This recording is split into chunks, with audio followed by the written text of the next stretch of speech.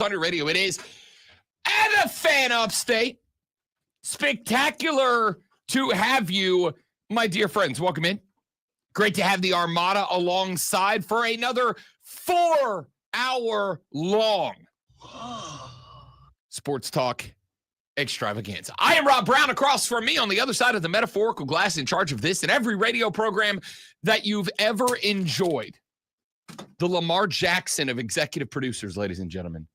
The great. I don't know why don't get me wrong. Hype up Lamar. What a fourth quarter. 3 tutties in the fourth quarter to go win the game. Spectacular. Let's not pretend Joey B didn't go for 400 and 4 tutties too. I was going to say, don't put that Lamar Jackson stuff on me. I don't want none of that. No.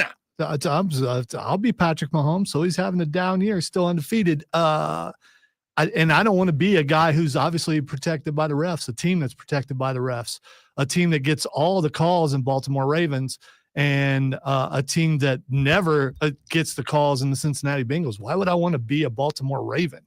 I'm surprised that there isn't an outcry about how that the Ravens and the refs are in each other's pockets, because it's obvious that that's going on. And it's sad that the state of the NFL today, we have to deal with such a miscarriage of judgment that Joe Burrow could get beat up the way he did, and the refs just swallowed the whistles and tucked the yellow in the pants and went, okay, Lamar and guys, we got you.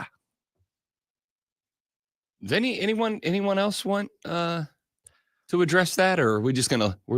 Oh, I mean, gonna let that one go again. You know, it's okay when it's against the Chiefs, but when there's blatant battery going on the field, Joe Burrow getting beat up, and the refs like, no, I ain't see none. Snitches, you know, I ain't see nothing.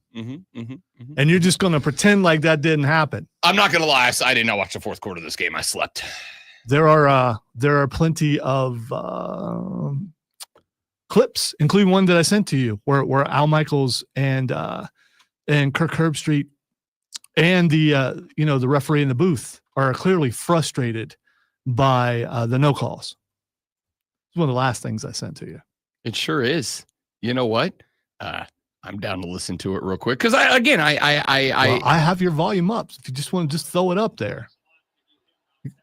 The fact we can't hear it on the air, though, it's not, you know. Well, you're gonna have to turn it way up, because the volume on this thing is okay. Way down. Okay.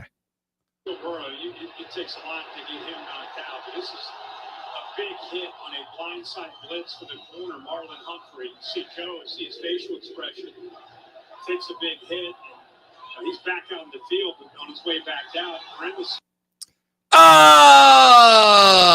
I mean, there's also a hit earlier that where they just tore him up, hit him in the back, probably a few seconds after the ball was thrown, and roughing was not called. I'm comfortable with saying, if that happens to Mahomes, Humphreys is going to prison. If it happens to Lamar Jackson, the same thing this happens to the majority of quarterbacks across the league. Well, now Trevor Lawrence, he can get beat up like that. Like, I want to disagree. I don't think that's, so that we're clear.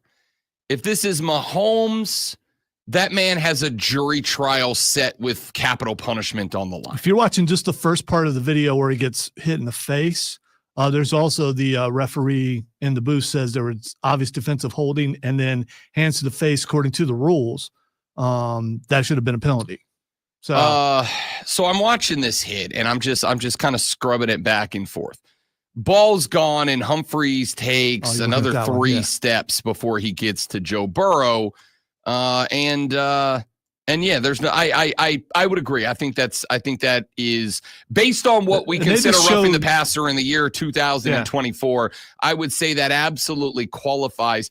I would say that I still to this day agree with the take that Cam Newton had years and years ago. That is, if referees consider you a quarterback who is a running quarterback, whether you are or are not, if you are considered a running quarterback, you do not get the protection from the whistles that other pocket passer quarterbacks do. Cam Newton said that 10 years ago. No, that's and all. I think he's spot on. That's all well and good. Joe Burrow, not a running quarterback. I don't disagree. And I think that's a blown call, so that we're very clear. I'm not disagreeing with you on that. I absolutely think that is a blown call. And I think, again, this is one of those spots that NFL fans or at least the ones that do believe that Patrick Mahomes has been protected in years gone by. And don't get me wrong, I'm absolutely one of them. And that's not to say it's a bad thing. But if you're one of these people that believes that Patrick Mahomes is protected, and not just Mahomes, but the star quarterbacks of the league, then you've got to be egregiously upset about that. By the way, just so we're clear, because I do think numbers are important, Cincinnati Bengals called 3 penalties for 23 yards. The Baltimore Ravens penalized 11 times for 81. So your unfair officiating, and unless you're going to argue that the 3 came in more impactful times than the 11, the Ravens definitely had more whistles and yardage called.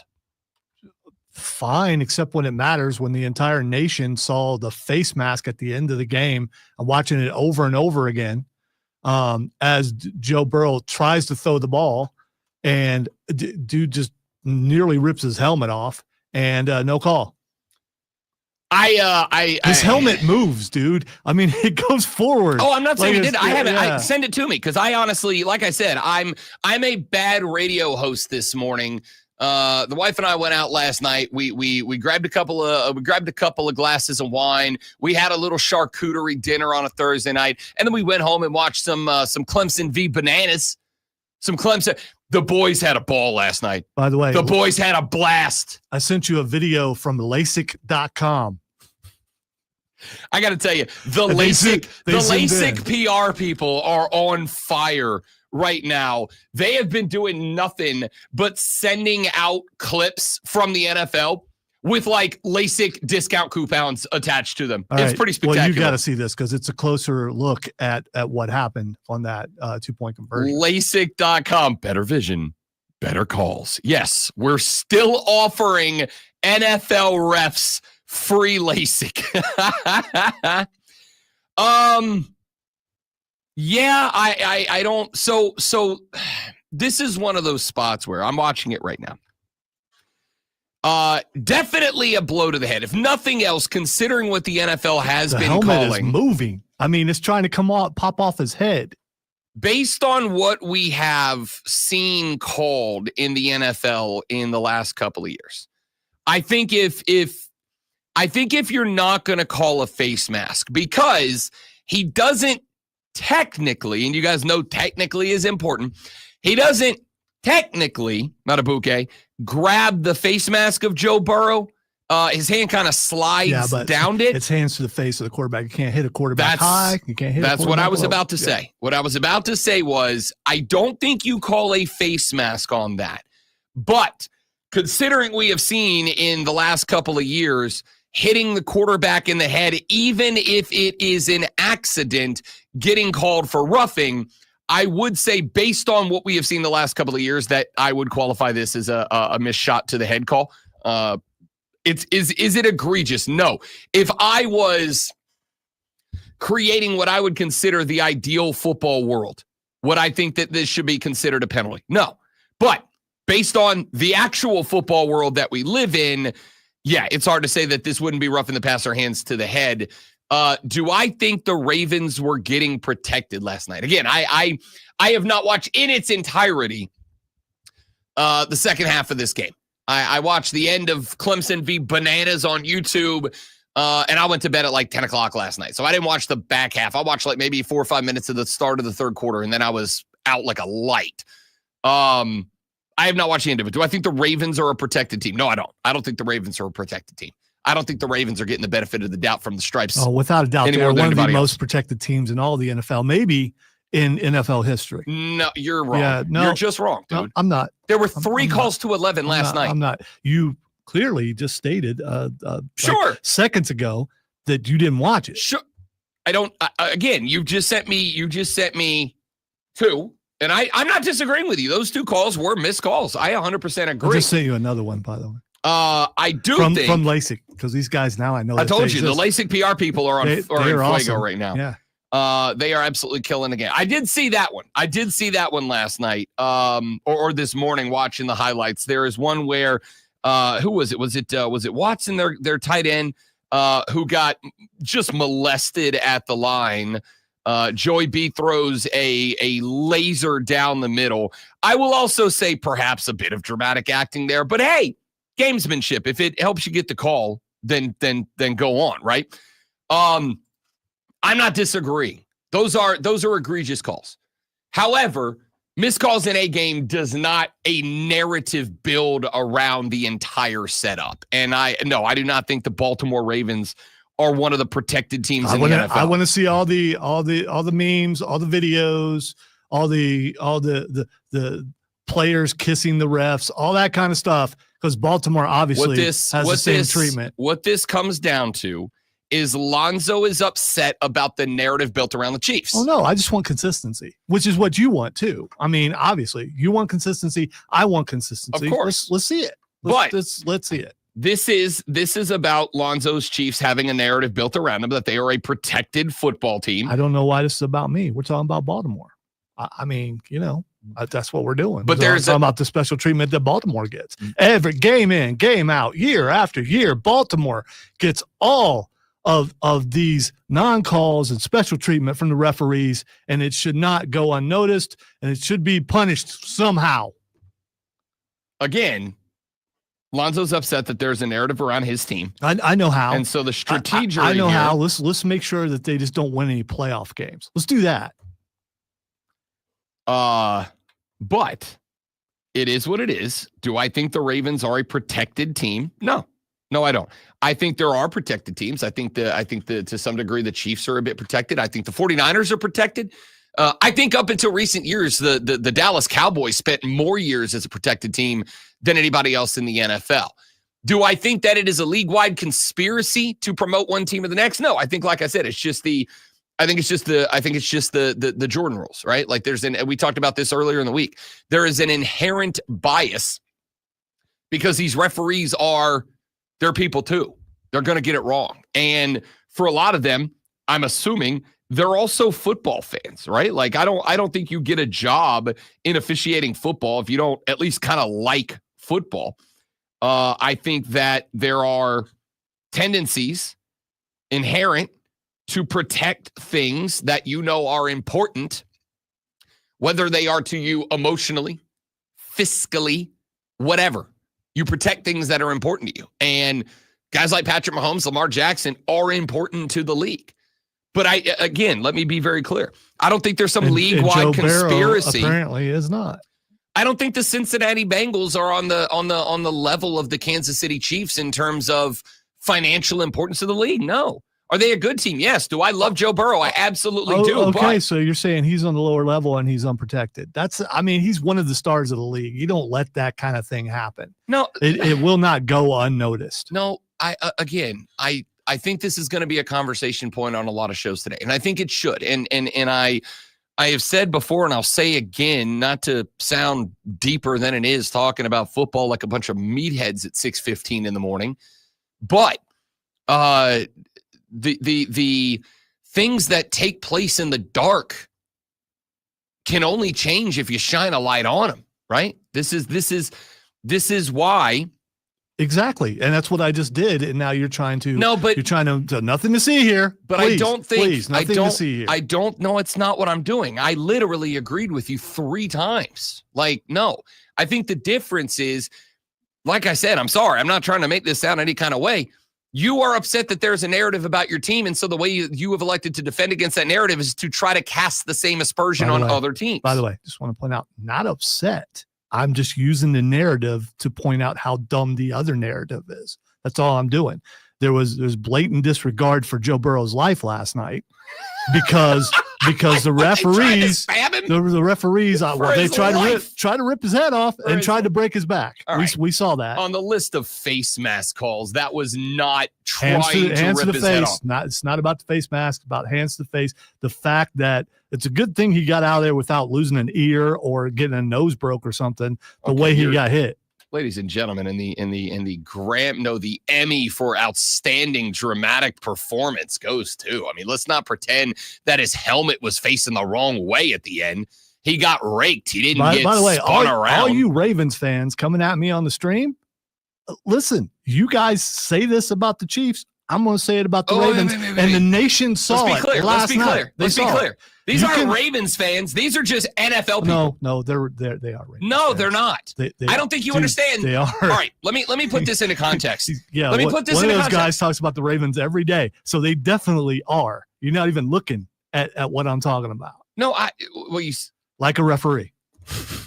That's good. I do need LASIK. I really do want to get LASIK. Do you think if I tell LASIK I'm trying to get a career as an NFL ref, they'll give me the Here's the first thing I think they'll say is you're in a dark room wearing sunglasses. Maybe that's a preventative thing. No, they'd go, maybe, damn, you look cool. You look cool. So I have said for the last couple of years in a row now, I have said about Clemson, there is an image outside of America or outside of Clemson, around America. There's an image about you, about your school, about your head coach. There is an image about Dabo Swinney that exists everywhere except here. It is easy for people to fall into their bubble, their echo chamber, and only hear what is in their immediate vicinity. There is a popular perception about Dabo Swinney and about Clemson that exists outside of the upstate of South Carolina. They think that Dabo Swinney is a hoke. They think that he's corny, that he's a cheese ball. They think that he's not that good. They think this, that. And I have said for the coming up on 5 years that I have been here in this market, working on this station, doing shows in this area. If you're a Clemson fan, who gives a damn? Who cares? Who cares what everybody outside of the upstate thinks? Who cares what everybody outside of your program thinks? Who cares what everybody thinks away from your school? There is only one group of people whose opinion about Dabo Swinney matters, and that's Clemson fans. That's it. That's the only people who matter. The same thing I would say is true about the perception about your team, about the Kansas City Chiefs. The perception outside of Chiefs fans is that this team is protected. This team gets the benefit of the doubt, that this team gets preferential treatment. The conspiracy theory about the schedule being around Taylor's schedule so that Taylor can come to 13 out of the 17 games, I think is accepted at this point. But it shouldn't matter to you. Just like I've told Clemson fans, be Ric Flair, be the bad guy. Look at him and go, all right, well, get on our level. I don't know what you want me to say. You're upset about it? Get on our level. Do what we do, and then maybe one day you'll be treated that way. Ravens fans, you should be ashamed of that victory last night. You should be. You should probably not even count it. It was so bad. So bad. It's got to hurt your hearts. I don't know why he brought Clemson up. If anybody wants to talk to Lonzo, 844-326-3663. 844-FAN-FONE. You can text us 71307. Start your text with FAN, FAN, FAN, FAM. We'll read them on the air. We got a lot to get to, kids. We got to look up and down the college football and NFL schedule. We got the NBA in full tilt right now. Victor Wembanyama's, I think he's actually an alien. Like, I don't think it's like a brand anymore. I think he actually is an alien. We'll talk some shooty hoops later in the game. 9 o'clock, we got Kevin and John from the Move the Chains podcast. Set us up for the high school football weekend. That's all coming up on the Rob Brown Show and the Fan Upstate.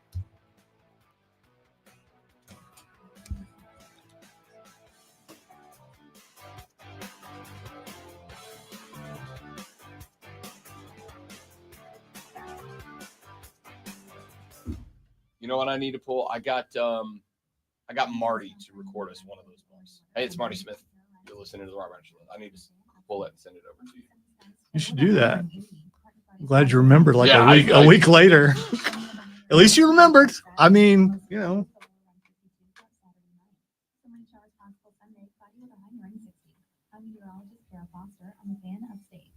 Currently it's 65 degrees.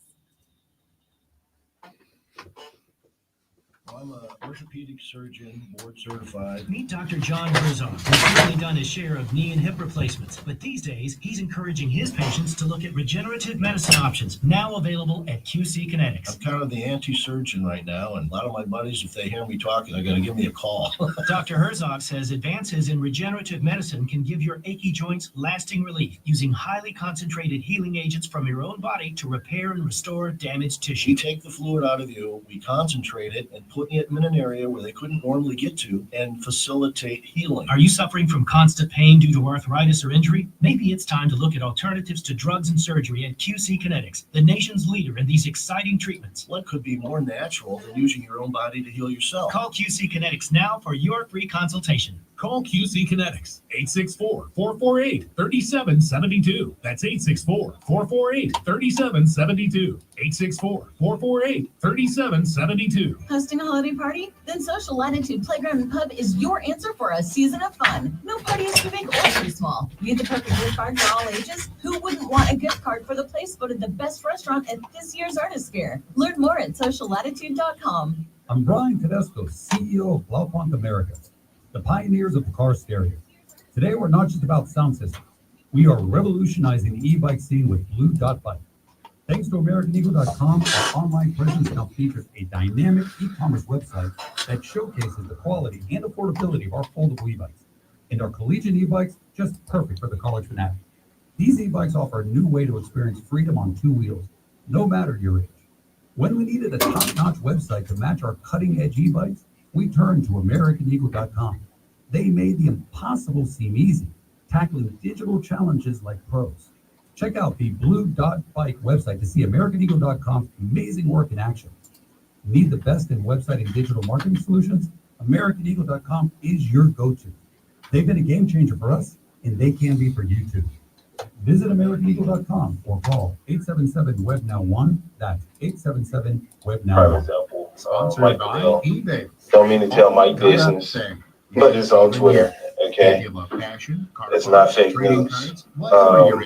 Mike got his car stolen. So go find the thing. I wouldn't tell his bags. I wasn't letting Mike my car.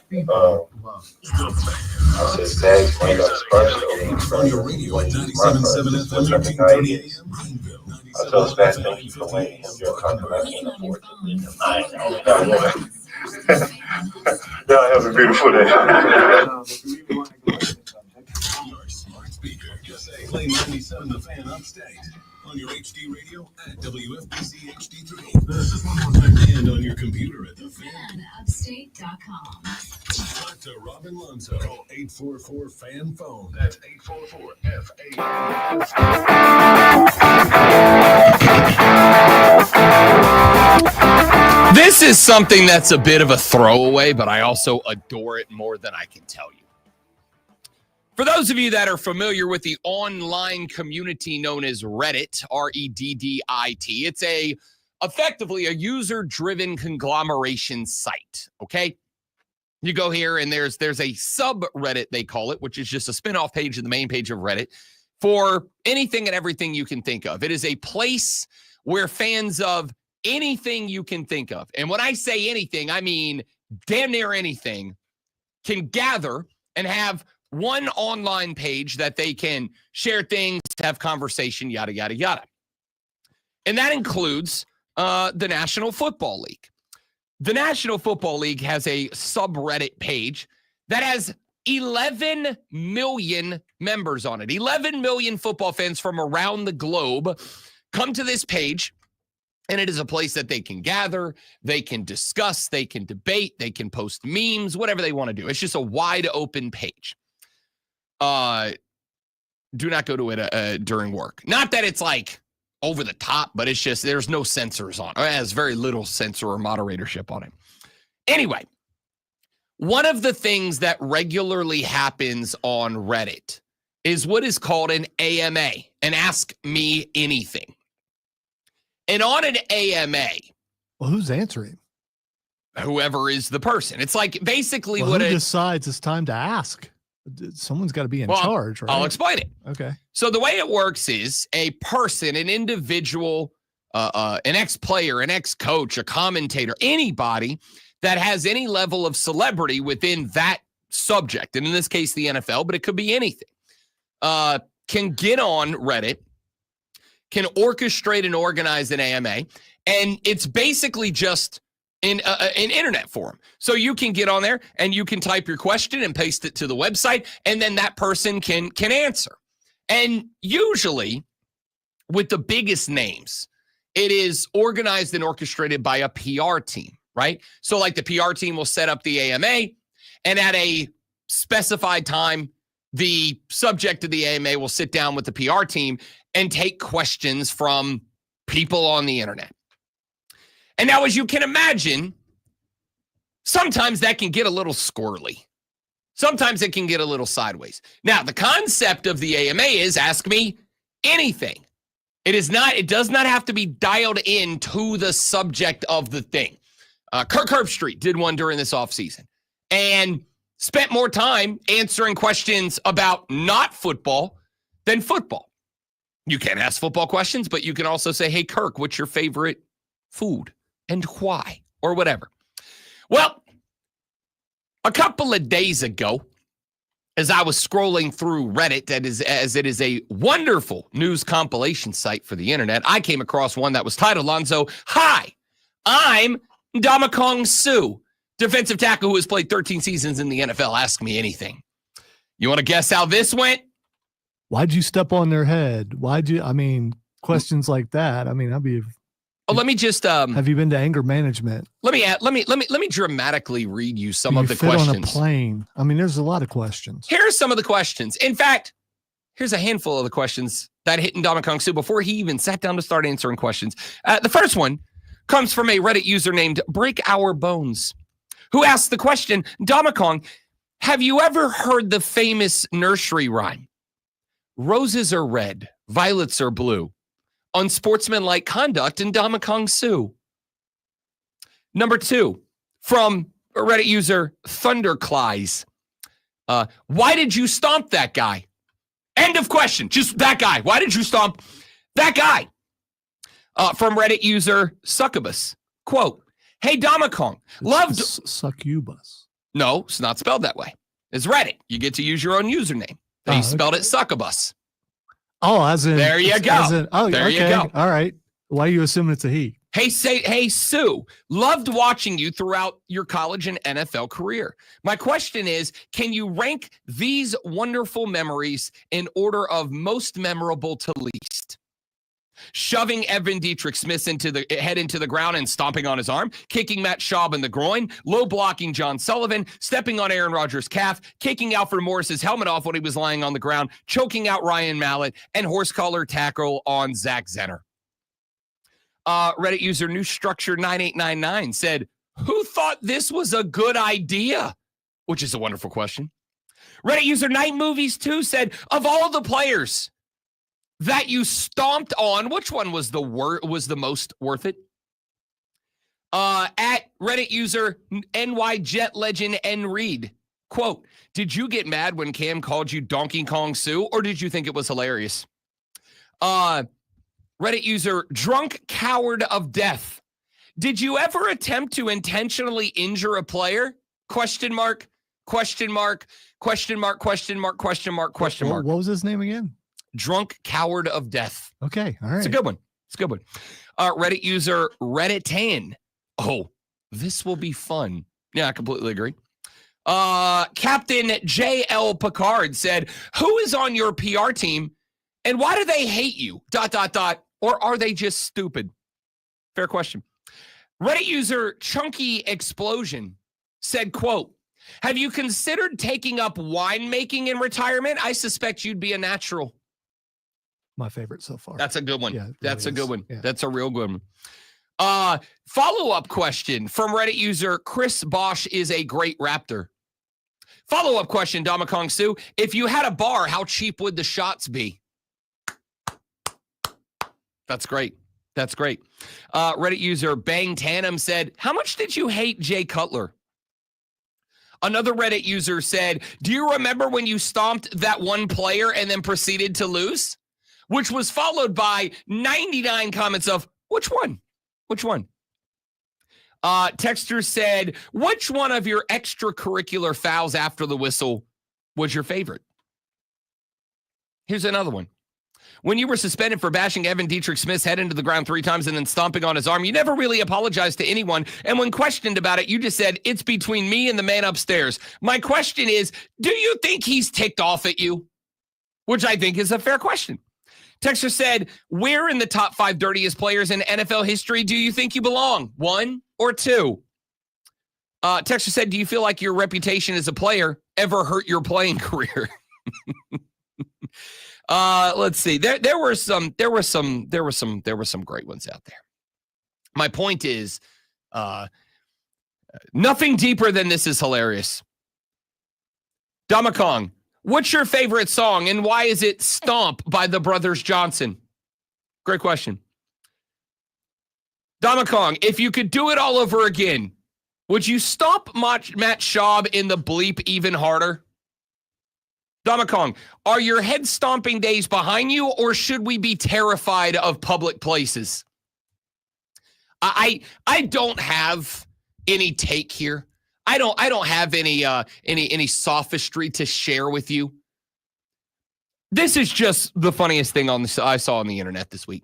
It's just the best thing I saw on the internet. This man got online and thought, you know what? I think NFL fans will want to hear from me, Damakong Suh. And I think they will provide me with a litany of thought-provoking and wonderful questions about my time both as a player and my time after my career came to its conclusion. And instead, it is literally page after page after page after page after page after page after page after page after page of NFL fans coming up with increasingly more smart-ass ways to remind Damakong Suh that he stepped on a lot of players. Okay, did he respond?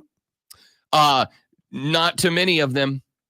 Okay, but he responded to some. There were some, so there were people who asked genuine questions. Because I'm guessing when you ask me anything, you people are probably expecting an answer here and there. So one of the things that has been a discussion for years is that if you do an AMA, you are expected to answer the anything of the Ask Me Anything. There was one a couple of years ago with Woody Harrelson. Woody Harrelson did an AMA as he had a movie coming out, right?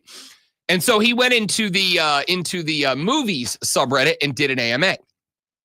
And people were asking Woody Harrelson a lot of questions about his life. And Woody Harrelson's a guy that's got some baggage in his history, right? And people were asking about it. Like, hey, why did you do this thing that is now considered shady, yada, yada, yada.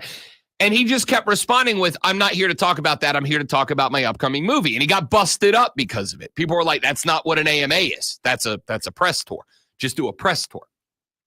So Damakong Suh did answer some questions, like Reddit user Who Cares 1944 said, what was your beef with Aaron Rodgers? Damakong Suh responded by saying, I wouldn't say I had any beef. He was just an opponent at the end of the day. And I'm assuming he has beef with me and doesn't like me because I hit him so hard. And we ended up beating up on them, especially late in his career, late in my career. So you got to ask him that question about me. Of course, Reddit user Anushing83 said, quote, remember when you tried to plant your foot into his legs while appealing suspension and had the nerve to say you didn't realize it because your feet were cold? Maybe that's why he has beef with you. No further response from Damakong Suh. Reddit user Ethereum777 said, how did your time in Detroit affect your perspective with regards to performing community service for those in need? It was well documented. You always gave back to Detroit and the surrounding areas. So here we will always be thankful of that. Damakong Suh did respond to that. He said it affected me a lot. I got to be really ingrained to that community and still feel a close relationship with everybody in Detroit and in the schools I supported and the people that I supported. And I still feel like I'm part of the fabric of the community, end quote. Like, he answered a lot of questions. Just none about stomping people directly in the grapes. You get me? So that's pretty good. One Reddit user did ask him, what quarterback do you not regret stomping on? He didn't answer that question either. Anyway, if you want to read that, go to the Reddit NFL subreddit. It's, what's the word I'm looking for here? Freaking hilarious. Take a break. Back after this. The Rob Brown Show rolls on. It's the Fan Upstate.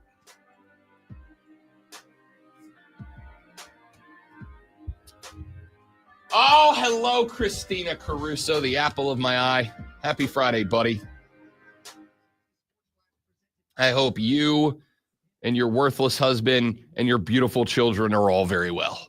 Of course, as always. And thanks again for coming to St. Augustine. You're amazing people.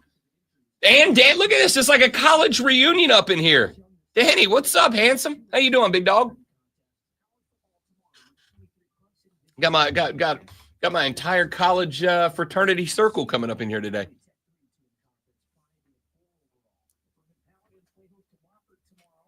Miss you guys. Welcome to the party.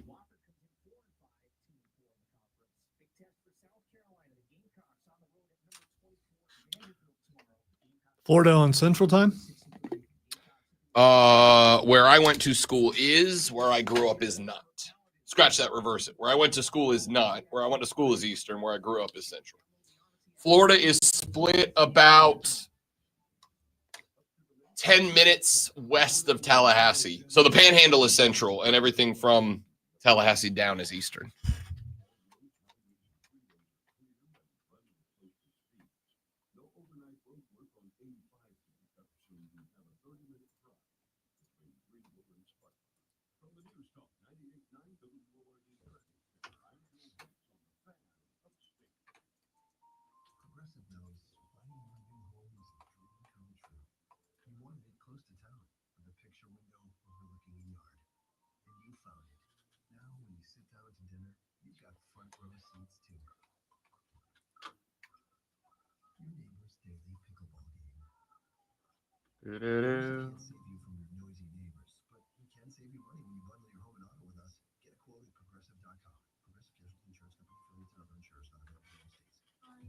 Ambulance hits Oregon cyclist, then charges him nearly $2,000 for a ride to the hospital. Sounds about right.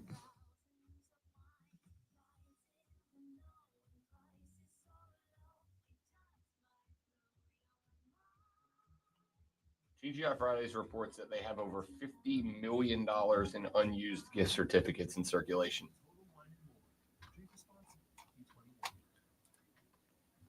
Used to go there a bunch when their apps were so cheap, especially like on a Saturday. Yeah. And we would just all order a bunch of the endless apps and just all share. Yep.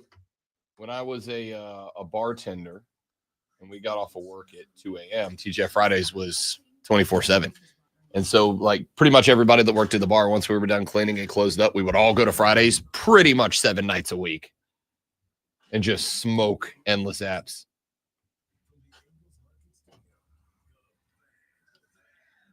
There is nobody I would want to trade places with less than a 3 a.m. TGI Fridays bartender.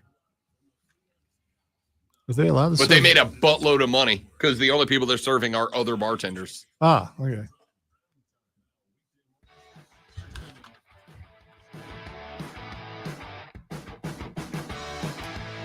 Coming up on the show today, we got Kevin and John from the Moving the Chains pod coming up at 9 o'clock in the AM portion of the day.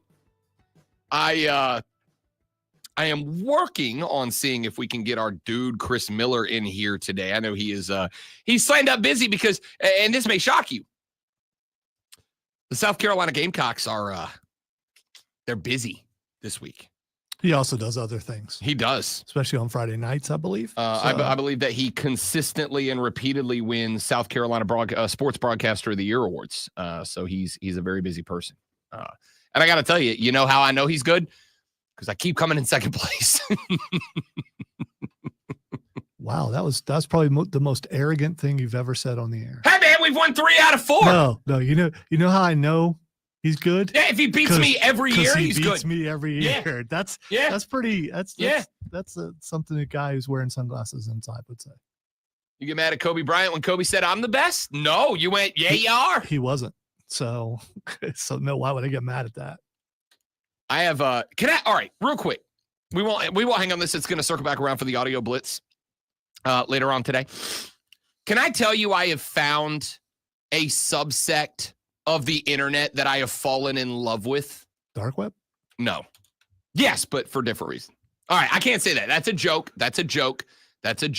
Okay? Haha, funny. Rob's funny guy. It's a 1%er thing. It's a joke. We'll never know about it. So there is a subsect of the internet that I have fallen in love with. The subsect of the internet I have fallen in love with is old basketball players telling stories about old basketball playing days. It is my favorite thing going right now. My Instagram reels, about 4 out of every 5 videos. You know, you got your algorithm, and as you like videos and you share videos, whatever, you know, your social media, they pick up on the things that you like and that you don't like. So they show you more of what you like and less of what you don't like. And don't get me wrong. It's just to keep you addicted to scrolling on their app. Sure. But it works, or else they wouldn't do it. Because of the videos that I have liked and shared with other people, half my Instagram reels right now are just old basketball players telling old basketball stories about other old basketball players. I've got like 4 that is in the audio blitz today. I don't know if we'll get to all of them. There's one from, oh, now I got to pull it up one from Jamal Mashburn. You remember Jamal Mashburn?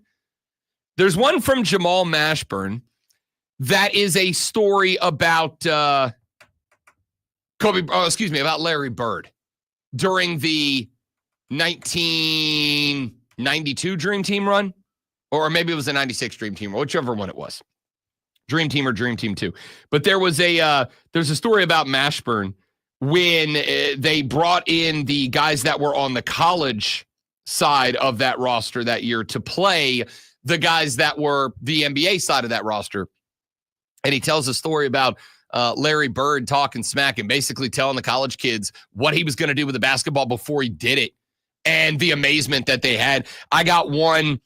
John Sally tells a hilarious story about Michael Jordan. I have stumbled, I don't know how, into this world of Instagram where it's just old basketball players telling the funniest damn stories about the playing days. I got one from Shaq.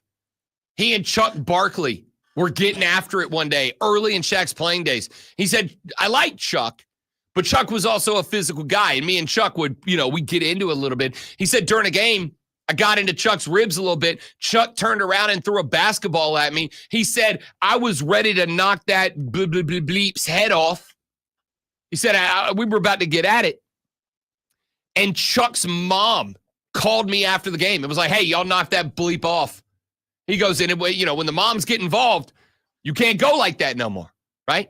I mean, it's freaking hysterical. Still, I'm curious why Charles Barkley's mom would have Shaq's number. Shaq's mom called Chuck Barkley too.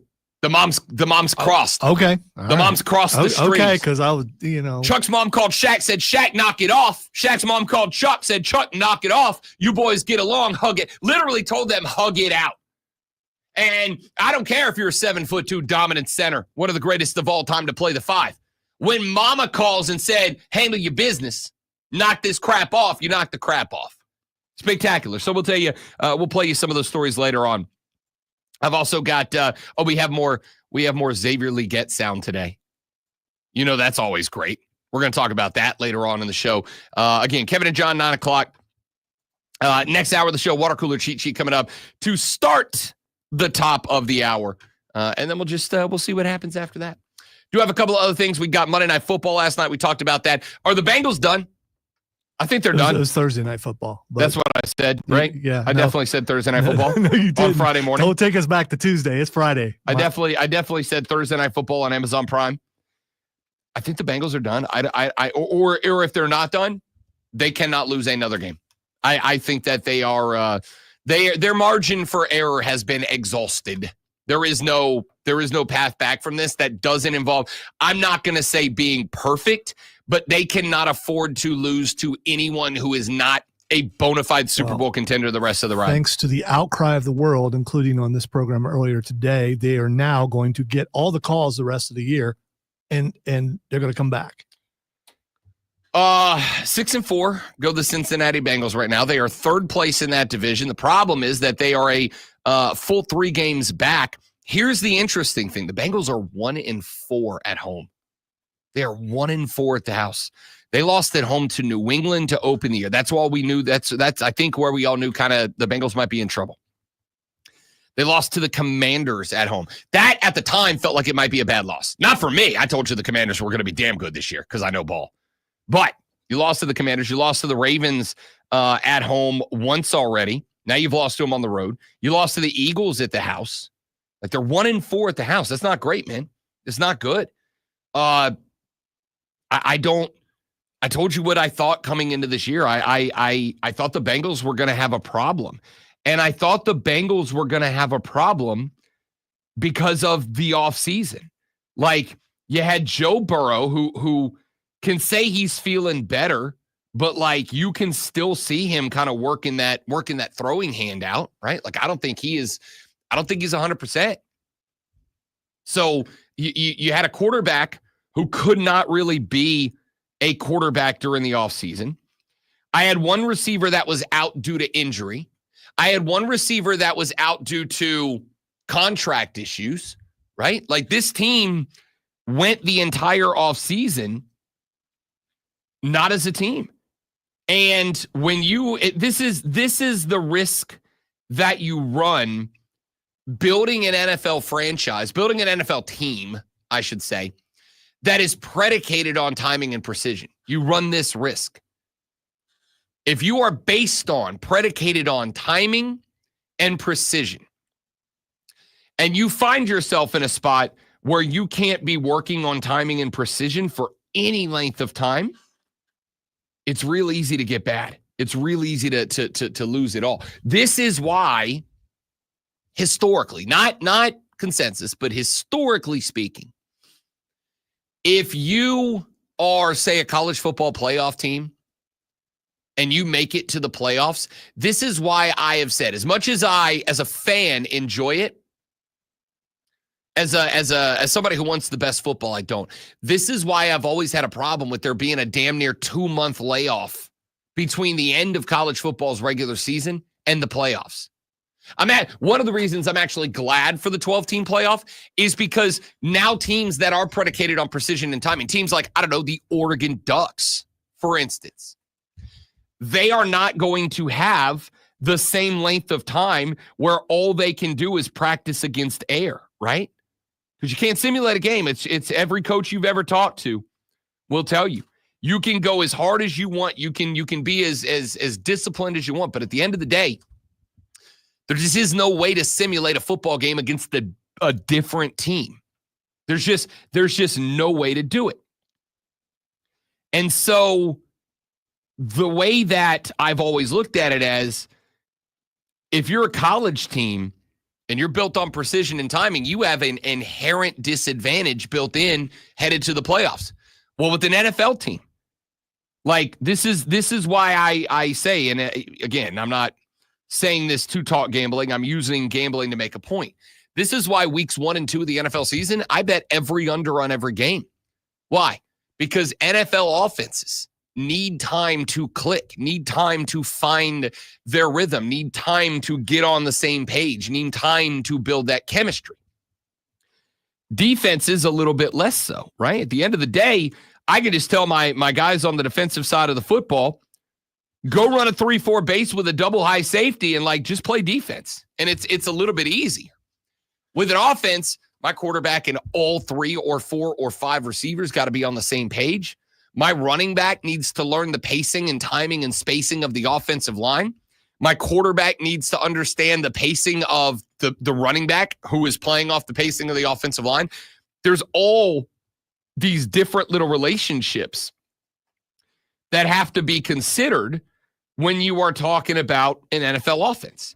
And I think the Bengals got hurt by that because they did not have an offseason that allowed them to get to that point. I got Jamar Chase over here doing a holdout. I got T. Higgins over there injured. I got Joe Burrow, who was saying last night, I still got scar tissue in my hands that is impacting the flexibility in my hands. My man's getting like massage therapy on his hand to try to break that scar tissue down. I'll tell you right now, for those of you that don't know, and if you're on the stream, you may be able to see it. Inside of my left thumb, if you look at my left hand, you'll see a bump at the base of my thumb. That's scar tissue.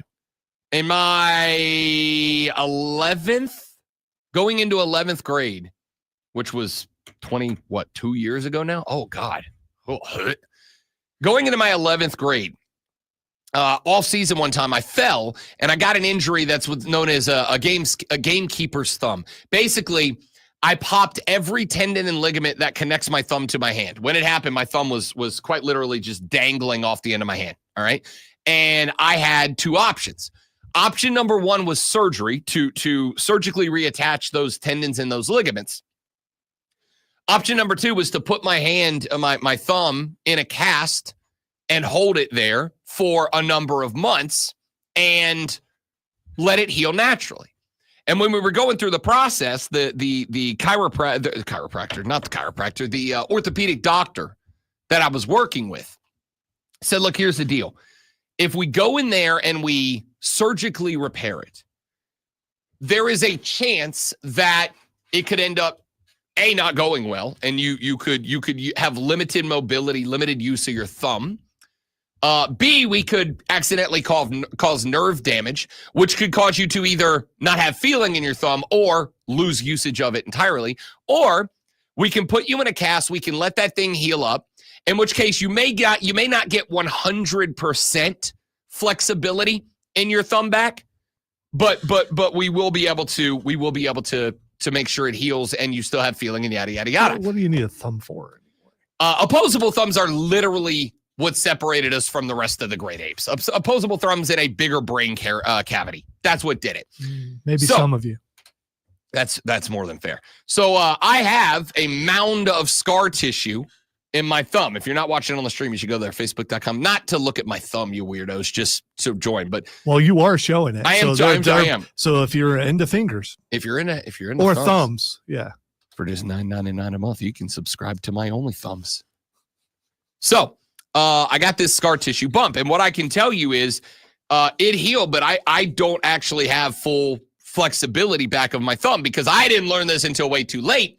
When that was healing and coming together, what should have happened is I should have had the therapy that Joe Burrow has, literally constant hand massages and flexibility work. Nobody told me that. I didn't know that. And so I don't have full flexibility. I can't open my thumb out and it's not as strong on my left hand as my right hand. Sucks as a guitar player. But anyway, the point here is Joe Burrow is still going through that process. This is a long rehab stint.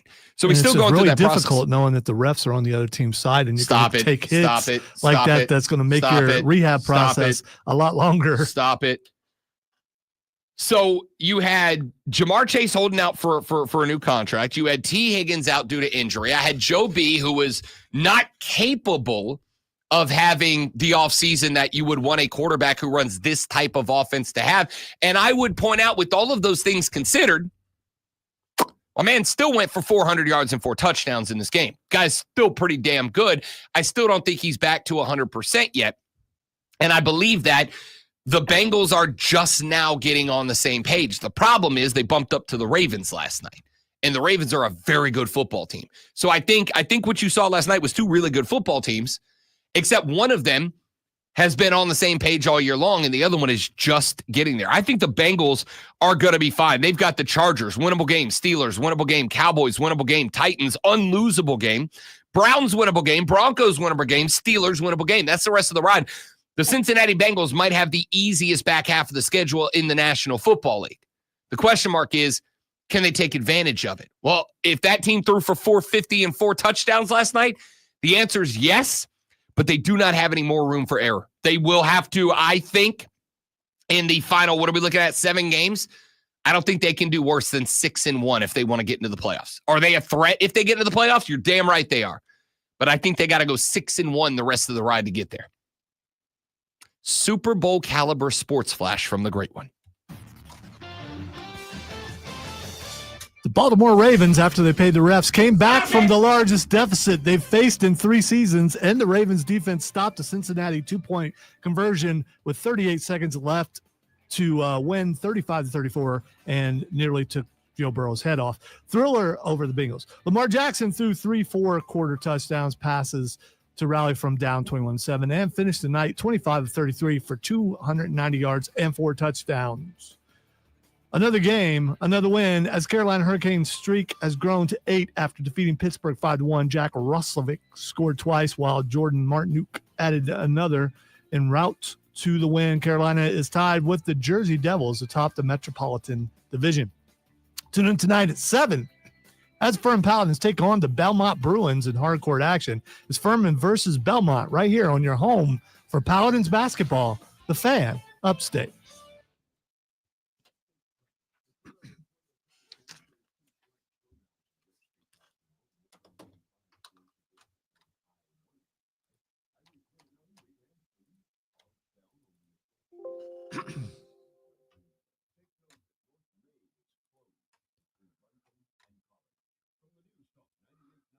Bumpkin and college.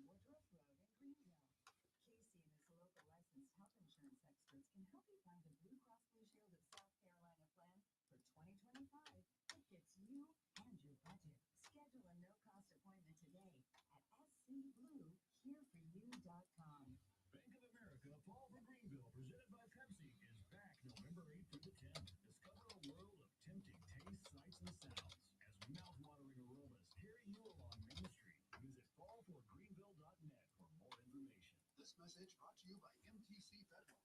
Next level banking. Experience next level banking from MTC Federal. Our new digital banking platform with enhanced security has all the tools you need to bank anywhere, anytime. Learn more at mtcfederal.com. Federally insured by the NCUA. Mommy, want to play a game with me and Dad? Mommy's not feeling good. You need to vaporize that cold. Vaporize? Yeah, with Dayquil VapoCool. It's Dayquil plus a Russian Vicks vapors. Wow. Come on, let's let Mommy guess. You guys are amazing. And so is Dayquil VapoCool. Dayquil VapoCool, the vaporizing daytime coughing, aching, fever, power through your day medicine. And to vaporize sore throat pain, try Vicks VapoCool drops. Use it today. Keep out of your food. It takes a lot to prepare for game day as a dedicated fan. Good morning, Lisa, whoever you may be. Tailgate meal might be most important of all. That's why Hellman's Real Mayonnaise is the MVP. Hellman's Mayonnaise is the secret to bring out the rich ingredients on your game day dishes. From buffalo chicken dip to your favorite stuffed sandwich and everything in between. So give it a try. And mayo game day. Notice Rob's side of the room is slowly succumbing to the dark side. More proof that he's a Sith. Even though I dressed as a Sith for Halloween, it was like opposite day. The darkness is taking over Rob's side of the room. Absolutely not. No, the darkness is taking over your side of the room. Oh, well, literally. Yeah, it is. I mean, yes. Soon he will fully assimilate. And then you'll know he's wearing the sunglasses to hide his red Sith eyes. Or those yellow looking ones that Anakin had when he turned like, yeah.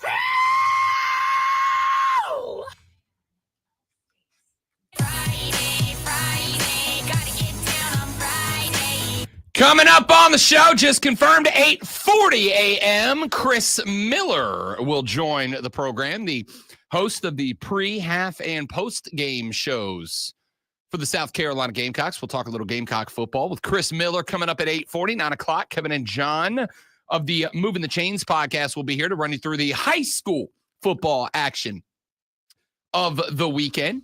And then whatever else you guys want to get to for the rest of the ride. All right. That being said, ladies and gentlemen, it's 7:01 a.m. You have less than 59 minutes until you got to be up, showered, dressed, kempt, not unkempt. Yeah, you want to be kempt. You kempt. Definitely don't want to be unkempt. Be kempt. I know it's Friday, but kempt yourself, people. Kempt yourself. All right. Get kempt. Get in the car. Get to work. Get in front of the office. Get to the computer. Get logged in. Respond to those emails. And then at around, 8:07 a.m., take that break. Now, what I'd like you to do is when you get to work, when you open up that computer, the first thing I want you to do is go to thefanupstate.com. And I want you to go to thefanupstate.com on your computer. I want you to push the play button that's right on the middle of the page. And I want you to continue to listen to the Rob Brown Show at work. And then when we go to our first break of the 8 o'clock hour, around 8:15, then you can get up, walk down the hallway, go to the water cooler, fill up one of those annoyingly small. Why are those styrofoam cups so small? They beat the paper things. I can't handle the fill of the paper. The cone things. cups? Yeah, because I know they're wet on the inside, and it just bothers me. What? I told you, Wait, what? I don't like the wet paper, and so so you can feel the cold come through the paper, and it makes the paper feel wet on those little cone things. So I don't like the texture when you're trying to drink out of those either. It's just not good. Ugh. You know, I get the popsicle stick thing. And all paper straws should be caught on fire. I get the popsicle stick thing because it does have like a texture to it. And I understand adverseness, being adverse. Yeah, adverseness works for me. Yeah, I understand being adverse to certain textures. I for one, I don't eat nuts, almonds, cashews, whatever. I just don't like the texture of particular shelled nuts. Okay, so I get it. But the concept of being adverse to a paper cup because it's wet on the side that you're not touching is wild to me. It's because think about it. It sweats like the side of a side of a Diet Dr. Pepper bottle after it's been sitting out for a while. It's the condensation that sweats. Same thing with a paper cup. And plus it's the same thing as a popsicle stick when you're drinking out of the paper cup. No, they've stopped doing that though. I think. Do they still have those in places? Yeah, for sure. They hate trees. I don't Look, there was a video of a man who got battered last night. I don't like paper cups because they're wet on the inside. You know what else is? Every cup. If it's not wet on the inside, it's not a cup. Yeah, but they're not made of paper. Okay. All right. Okay. Hey, it's time for the water cooler cheat sheet. Are you ready for the playbook of the peculiar, the almanac of the absurd, and the encyclopedia of the extraordinary? Well, you better be, because we're diving headfirst into the 3 top stories that will have your coworkers saying, "Burn it down! Burn it down!" First bathroom break. No. Here we go. Welcome to the water cooler cheat sheet on the Fan Upstate. Texter says aversion. Yes, that's the word I was looking for and completely incapable of finding. Thank you. Really good word. Aversion. I have an aversion. Mr. Vocabulary over there would know that. I did. I think I was so stunned that you're anti-paper cup because it's wet on the inside.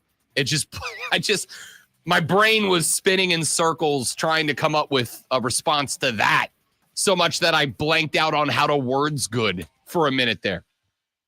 Water cooler cheat sheet, top 3 sports stories you need to know before you get to the office and start talking sports this AM. Let us begin, ladies and gentlemen, with item number 1.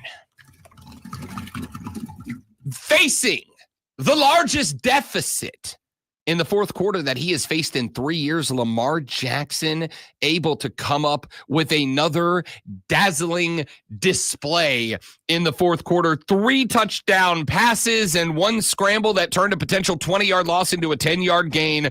Lamar Jackson found Rashad Bateman in the end zone, and with a flick of the wrist was able to get the 35th point up on the board for the Baltimore Ravens. Here's my question.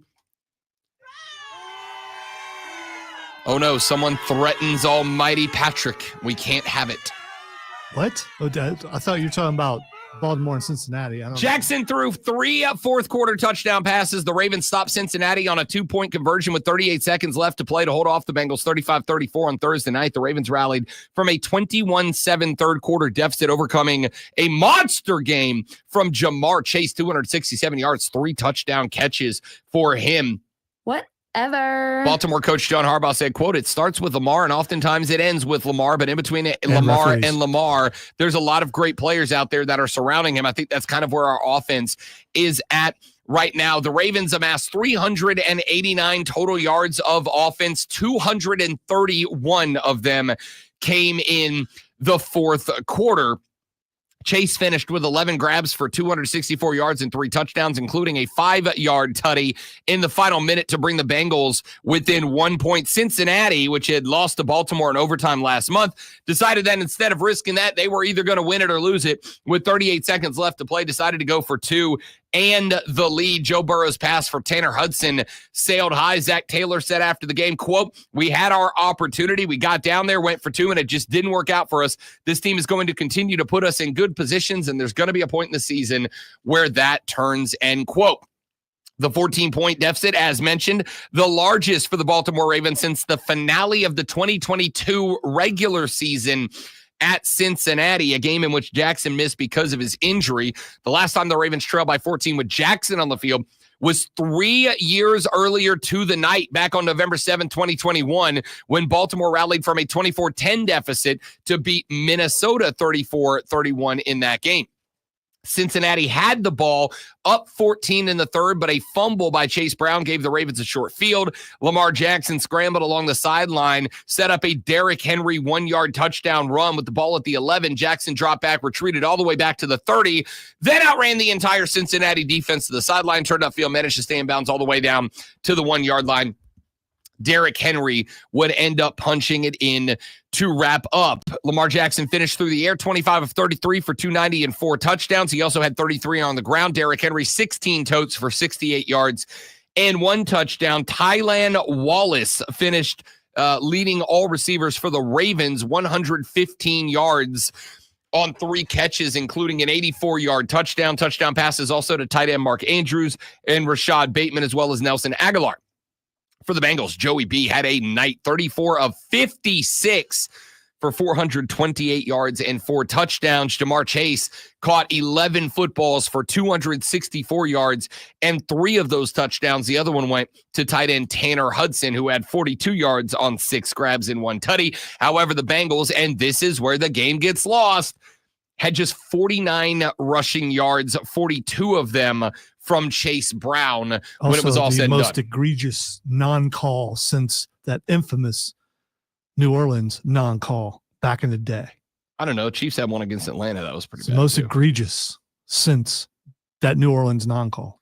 And the guy who stands up for non-calls, Rob Brown, of course, is going to stand up against those evil referees and tell us why they should have called hands to the face against a quarterback, and they should have gotten another play. Robo umps now. They wouldn't have caught that. They would have. They would not have caught that. Challenges probably would have been a good thing. But gosh, imagine if you just had a guy in the booth that challenged every call without ever stopping the game unless it needed to be stopped. What if you had one guy that sat up there and he had all the camera angles and he challenged every time a flag came out, he went, nah. Would that guy have thrown the flag on that play? You have to think so, right? No, I didn't say think so. I'm asking you your opinion. Would that guy have thrown a flag on that play? I would like to think so. I don't know is the answer because there's not guy. Wait. Your way is supposedly infallible. It's the way to solve all the problems. So of course he would have made that call. First off, no. I never said it was infallible. I definitely said it is better than just regular-ass refs on the field. It's definitely better than that, as is evidenced by the fact that even you came in heated about it today. Ravens paid the refs. Damn! Joey B and the Bengals fall to the Ravens 35-34, your final score last night. Let us move on to item number 2. We have all been captivated, motivated, fascinated by the story of the spawn of Bronny James. Well, Bronny James is going to be taking a brief respite from the NBA roster of the LA Lakers as he has been assigned for detail to the Lakers G League team down in wherever their G League team is, South Bay. Poof. Wherever that is. Bronny James will be on the Lakers roster for tonight's game against the Philadelphia 76ers. He will join the South Bay G League team, according to sources, for their game tomorrow. Home games between South Bay and Salt Lake City over the weekend. Lakers coach JJ Redick said that the plan for Bronny, quote, to move between the Lakers and South Bay has always been the plan since day one. And, quote, James and his representative Clutch Sports discussed development through his pre-draft process with NBA teams. Bronny told teams that he was more than happy to bounce back and forth between the NBA and the G League as was necessary. Sources said that Paul advocated for a standard contract, not a two-way deal before the draft, while making it clear he and James were fully open to the developmental process. Players drafted in the mid to late second round typically spend time in the G League gaining coaching, game repetitions, and structure in their respective teams' programs, according to ESPN. During the 23-24 season, 23 of 28 players selected in the second round of the 2023 draft spent time in the G League. Of course, Bronny James, the 55th selection in this year's draft, has appeared in 4 games this season for the Lakers, one of them in the Lakers season opener back on October 25th when he and LeBron became the first ever father-son duo to play in an NBA game at the same time. But Bronny will be now sent down to the minors to get some reps, to get some time, to get some developmental work in before he makes his way back up to the show, back up to the bigs, back up to play with his pops one more time again. Let's get to item number 3. Until the winning streak comes to its end, every Carolina Hurricanes game will be in the water cooler cheat sheet. Why? Because that is, would you like to count them with me, kids? I'm happy to do it for you. 1, 2, 3, 4, 5, 6, 7, 8 consecutive dubs for the Carolina Hurricanes, who are now first place in the Metropolitan Division. They are tied with the New Jersey Devils, 20 points apiece for both. However, the Devils have played 14 games. The Carolina Hurricanes have played only 12. So they have reached the level faster than the Devils. And that is why they are currently listed as first in the Metropolitan. Last night, they earned a 5-1 win over the Pittsburgh Penguins when it was all said. You ever heard the clip of Benedict Cumberbatch trying to pronounce the word penguins? He can't do it. It's one of the funniest things I've ever heard. I bet it's still magnificent, though. It's fantastic. The voice of Smaug. I'll find it during the break. It's pretty good. Anyway, against Sid the Kid Crosby and the gang last night, it didn't matter. It was all Canes, a two-score game for Jack Roslovich last night. You also netted a goal from Eric Robinson. You had a goal from Jordan Martinook, and you had a goal from Jacob Slavin last night. The Canes are a juggernaut right now. I mean, it's just a fun team. And part of the reason why is they are so free to play on the forecheck because Peter Kochetkov has been chef's kiss in the goal. He stopped 35 of 36 shots last night. Did the 6'3", 205-pound Russian, 7-1 on the year, with a goals against ratio of 2.5. That is good for 11th in the NHL, a save percentage of 90% when it's all said and done, which is shockingly low, but it also must be taken into consideration the fact that the Carolina Hurricanes, when they have given up goals, They've given up a few of them. You go back to the beginning of the season where they had the 2 losses. They allowed the Preds to score 6, the Panthers to score 5, and they have had a couple of games that they've won while giving up 3 or 4 goals, including 3 nights ago when they took on the Flyers and did win, but they won 6-4. But Kochetkov has played exceptionally well in the net and what it's allowed to do, and I'm good with this. Because the Hurricane forecheck is so good at creating opportunities, extending possessions, and ultimately finding the net that they can play on the front. They can play on the forecheck, which forecheck, for those of you that aren't hockey guys, means sending guys into the offensive side of the ice, sending the 3 forwards down there and playing aggressive.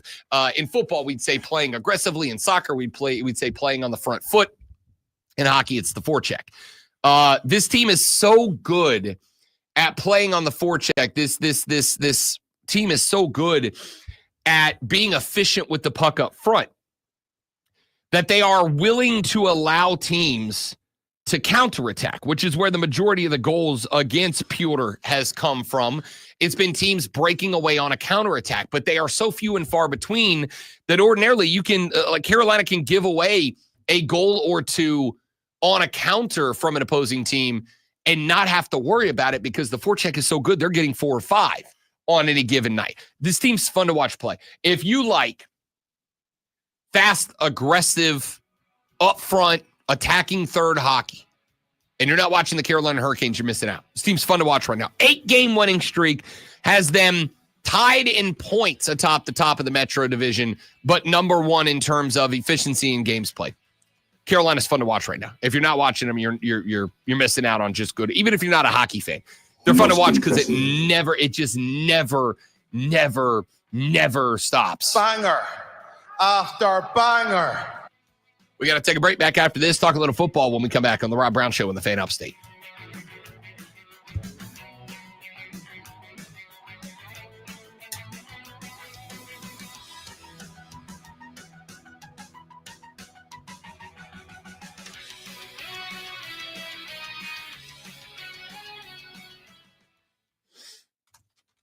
Why am I in trouble, Mike? I'm a golden boy. Golden boys don't get in trouble.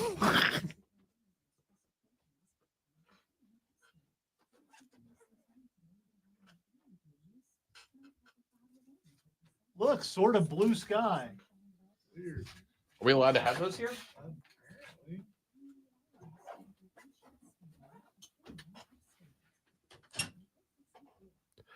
She always watches because she's awesome. And I am going to have to take us off the stream for just a moment until Rob gets back because they got to go do a thing. So, hang around. We'll be right back.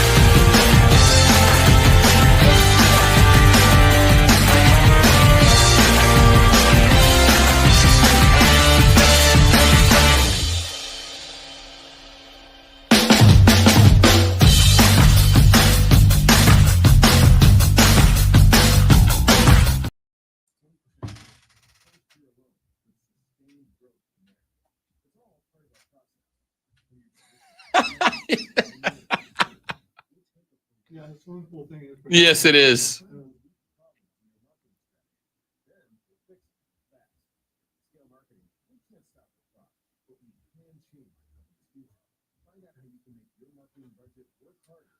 Probably got 3 hours of sleep last night, so Uh-oh. who knows what else I was like.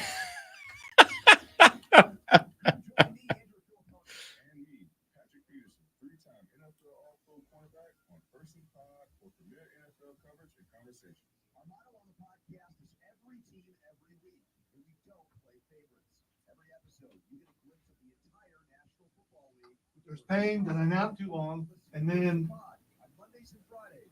the game I was playing on the side, I'll just go into this one other area, then I'm gonna get ready to go to bed, and it turned into a mini boss fight.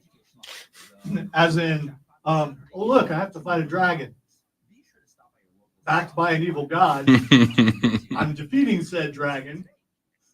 Then the evil god pulls the dragon back, sends it back, and it now has 2 heads. I'm defeating that, pulls it back, now it's got 3 heads. And is spewing out stuff called blight, and from the blight pop up trolls. So, and I went against my rule that I always have: don't play something that gets your heart rate up before you go to bed. And wasn't on purpose. But then you're in it, and you're like, okay, I'm gonna stop, go back to an earlier save, or I shouldn't be able to beat this thing. Let me see if I can beat this, and I did.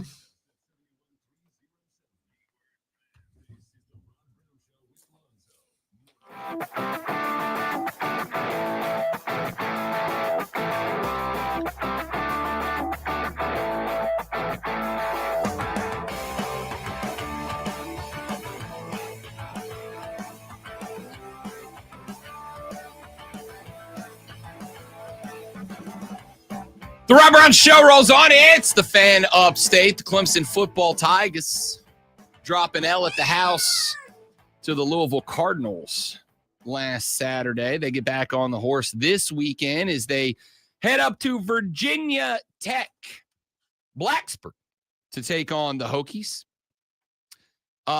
This game is now massively important because, as we have talked about, style points matter. Like it or not, the folks that will be in the college football playoff selection room are going to award points based on style points. Now, I don't know how much they matter because, as we talked about with John Blau back on Monday, if you missed that interview, it was in the 8 o'clock hour of Monday show. You can go to thefanupstate.com and go to the podcast page, or follow the Rob Brown Show wherever you get your podcast, Spotify, Apple, iTunes, whatever. You can go grab those podcasts, go back to the Monday show, listen to the 840 segment, listen to our talk with John Blau, who broke down the loss to Louisville and previewed the Virginia Tech game. In order to keep pace in the conference, which I think is probably the only way that Clemson is going to get in, there is still the shot at an at-large bid. And the good news for Clemson in the quest, if it becomes necessary, the good news for Clemson in the quest for an at-large bid is that the College Football Playoff Selection Committee has once again proven, as far as I'm concerned, and I'm not alone in this thought, and I'll tell you why coming up later in the show, has once again proven that one of the considerations that they undertake when putting together the bracket, whether it's 4 teams or 12, is the brand. Nope. Right? Nope. Yes, it is. Nope. I'm not asking. I'm saying. That is not a question. That is a statement. One of the things they take into consideration is a brand, and the reason I can say that comfortably is the Indiana Hoosiers. If Ohio State played the same schedule that Indiana's played so far and was undefeated, Ohio State would be number 2 or 3 in the country at the worst. No, they'd be number 1. Nah, I don't know. If you hadn't played Oregon and Oregon was also undefeated, at the worst, honestly, at the worst, you'd be number 2. Yeah, and I say that because you're number 2 now with the schedule you've played in a loss. Which is more proof that they'd be number 1 if they didn't have a loss. So because you're at 2 even with a loss. However it works out, do we agree that if the Ohio State University Horse Chestnuts would have played Indiana's schedule but were 9-0 with Indiana's schedule, they would be one of the top teams in America, 1, 2, or 3 at worst? Probably. Okay, then brand matters. And how does it not matter? They were at 2 or 3. They were top 4 the entire time in that irrelevant poll that no longer matters, the entire season. And then they lost to what is now the number 1 team, was not the number 1 team at the time. And why? They were ranked lower. And they played that team within 2 points. That's the reason why they're at 2. It's because of how tight they played the number one team. Not the question. Has nothing to do with branding. It has nothing to do with branding. Nope, has nothing to do with branding. Nothing to do with You played what is now the number one team in the nation to within 2 points, and if someone knew how to slide correctly, it would have been a Buckeye victory. If Ohio State, that's not the question I asked. If Ohio State played Indiana's schedule, which does not include the Oregon Ducks, and they were a perfect 9-0 with the exact same scores that Indiana has put up so far, where would they be ranked? Number one, because of brand, not because of branding. I get it. If you try to go with another team, it's not working with this one. It's just not. So then, why is Indiana number 9 if Ohio State would be number 1? Because the strength of schedule. No. You just said if they played Indiana's schedule and had Indiana's results, they'd be number 1. So why is Indiana not? There is only one answer: branding. That's it. There's no other way. If Ohio State played Indiana's schedule and put up the numbers that Indiana's put up and the scores Indiana's put up, you just said they'd be number 1 in the country. But Indiana's number 9. Why are the other undefeated teams not at number 2 and 3? Why just saying Indiana? Branding. Like legitimately, I believe. Is BYU undefeated? Is that who the other one is? BYU, who is number what? Obviously. Right. Yeah, you don't remember because they ain't in the top dogs. They have no good branding at all. BYU. I mean, they're talked about every single season. Stop it. They definitely are. In what world are you putting BYU's branding on pace with Ohio State? You talk about BYU all the time, and I get all my sports from Rob Brown. So if you talk about them, they must be relevant. BYU, who is ranked, by the way, behind Indiana, just so we're clear, because #branding. So here's the argument that I have. I've got a BYU team that knocked off SMU, handed them their only loss, a front runner in the ACC. I've got a BYU team that knocked off Kansas State, who was a top 18 team at the time, a Kansas State team that has only lost 1 game since then. Granted, it was a bad loss at Houston, but only 1 game since then. All right, so Indiana has better branding than BYU then. Because BYU beat better teams from what you just said. Why are they not ranked ahead of Indiana? Indiana must have killer branding then, according to what you do. Well, if they had killer branding, they would not be 8 and 9. Well, obviously they have better branding than the teams that beat better teams. Here's the reality. Once again, if I was a Buckeye fan or Georgia fan, I'd say the same thing. But the reality here is, if I took either of those teams, I wish your team were better. I don't care about my team. No, well, you should. I don't care about my team. I want you to be happy. Because I, in the role that I am in right now, am not a fan. I'm not a fan. All right. You can't. That's fine. I can't. I take my fan cap off. There's nothing to do with who I like or dislike, and everything to do with the state of college football. The reality here is that if the why Indiana isn't Miami Hoosiers, number 1? Because your branding thing doesn't work here. Because, yes, it does. Miami's brand has been choke artist for 20 years. If Miami wins a national championship this year, if everything goes that way, the branding becomes Miami's back. They're a powerhouse again. They are now back amongst the blue bloods of college football. And next year's Miami team, don't get me wrong, amongst the brands, now strength of schedule matters more. Miami does not have the brand nor anywhere close to the strength of schedule thus far that Georgia, Ohio State, or Oregon have. But they're number 4. Indiana, I would make the argument, and I think successfully. I think I could successfully make the argument that BYU has played the same, if not a stronger schedule than the University of Miami. Miami's got Florida, who is 4-4, Florida A&M, Ball State, South Florida, Virginia Tech, Cal, 1-8 Florida State, and Duke. I would make the argument so if you want to lean on strength of schedule, and that's a genuine reason these teams are ranked the way they're ranked, then BYU should be ahead of Miami. They have a harder strength of schedule than Miami. But Miami's 4 and BYU's 9. Please explain to me why. Because according to you, Miami has better branding. Not the best branding, but better branding than Indiana and BYU. Yes. But if you disagree with that, then explain to me why BYU's 9 and Miami's 4. I don't know. You're confusing everyone. I'm not confusing anybody at all. My argument is perfect. Explain to me why BYU with a more difficult schedule is 9 and Miami is 4. Come up with any reason that's not because branding. Well, Rob, on a neutral field, BYU could not beat any of those teams that are ahead of them. That's why they're ahead of them. Oh, so we do rank based on prognostication and not results. Then say that. Then own that so that we can have that discussion. But that's not, I've always been told that's not how we do this. You know, here's the thing. Neither one of us know how they're actually doing this. Oh. Because we are not in the room with the people who are far superior intellect-wise, the guys who really know ball, because they are the ones who are deciding who's ranked where they're ranked. Here's the reality. I would guess it's a combination of all the things that we've talked about. And different people look at it differently in that room. Not everyone is of like mind and look at this criteria the same way because they're all humans with different thoughts and different processes.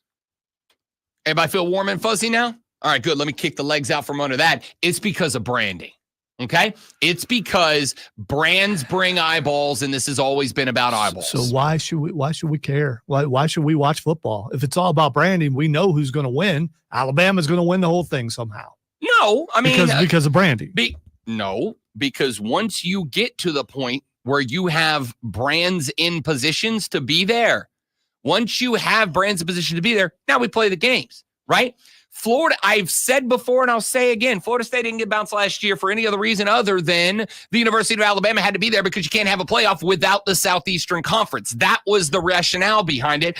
And it was just blamed on, no, it's because they didn't have a quarterback. Well, we've sent Ohio State with backup quarterbacks. Hell, we sent Alabama with a backup quarterback in years gone by. Right, this is the first time ever last year that we said no because of a backup quarterback, which leads me to believe one of two things. Either A, you're inconsistent with your reasoning behind the rankings, or B, you weren't willing to have a playoff without the almighty SEC involved. Or it's quality of backups. Backup quarterbacks, the backups that both those teams were good enough to start anywhere else. That's what it was. And the backup at Florida State obviously wasn't because it kept them out of the playoffs. Please don't hurt yourself twisting yourself around with the mental gymnastics over there. Because the Alabama backup quarterback, we didn't know a damn thing about him. That was hurtful. I mean, I have nothing else. It's just, it seems like I say X and there's always a, whoa, no, but actually, the goalpost is on wheels. All right, with this conversation. So we're doing our job debating about sports. I agree. And I'm doing something wrong, apparently. Now, I didn't say you're doing anything wrong. I'm saying you're wrong. You didn't do anything wrong. Okay. You just are wrong. And I'm saying you're wrong. I know that. So there. But talk once backs. again, I asked the very means simple I won. question. If I plugged Ohio State into Indiana's schedule and the numbers, stats, results, and points were the same, where would Ohio State be ranked? And your answer was 1 or 2. All right. So you're right to a degree. I know. But it's different for every single team. Again, you're saying Miami's not there because of branding, but other people are. And they definitely are there because of branding. No. Stop there because that is incorrect. What I'm saying is Miami is at 4 because they are a national brand, and now we consider the strength of schedule an opponent, and the national brand with a crappy strength of schedule and opponent. They used to be a national brand, and they're not anymore. That's what you said. Yeah, that's true. So which one is it? Both. They are a nationally recognized brand. The Miami Hurricanes, for a very long time, were the creme de la creme of college football. They are a nationally recognized brand. I would say that they are not as nationally recognized as, I don't know, theoretically, Oregon, Ohio State, Georgia, for sure. Not today, not in 2024. But they are a national brand, which is why, as an undefeated ACC team, they are 4 spots ahead of an undefeated. If anything, Alonzo, you should be madder than hell about this. An undefeated ACC team is getting 4 spots better love over an undefeated Big Ten team. I'm not conference guy. I'm not Big Ten. I'm not SEC. It means more. I'm not. I mean, I look at the signs and the better teams seem to come out of those conferences, but I'm not Big Ten guy. The Big Ten's getting screwed over. I'm not that guy. I don't know what to say here. I believe that the College Football Playoff Selection Committee, and this should matter to you so that you don't get, and by you, I mean the royal you as college football fans, you don't get FSU'd in the future. My point all last year was like, I'm not butthurt for the Noles. The point that I am making out here is that the Noles could have been anybody last year. And my belief is they got bounced for branding. They got bounced because they couldn't have a playoff without the almighty SEC in there. And Alabama just happened to be the team in that role. So, if anyone can explain to me why it is that Indiana at 9-0 out of a Power 5 conference, and forget BYU, we can include BYU because BYU's played a tougher schedule than Miami has. But for the sake of the conference discussion, someone explain to me why Indiana at 9-0 is at number 8 when if Ohio State played the same schedule with the same stats and the same results, we all know they would be number 2. Because I've got no argument other than branding. They're not the horse chestnuts. That's all I got. Does anybody have a good reason beyond that? I wish you the best in coming up with one. Back after this on the Rob Brown Show on the Fan Upstate.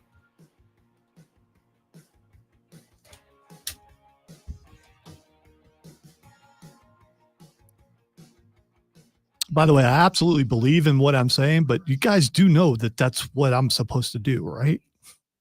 Do you get that, right? And everyone who disagrees with me, every one of you, Facebook user, Mike Jones, all you guys, you're wrong. No, I got to pee too. What are you doing? Short break, by the way. And you can't be defiant unless someone's over you. And, you know, not my balls. We'll be back in a minute.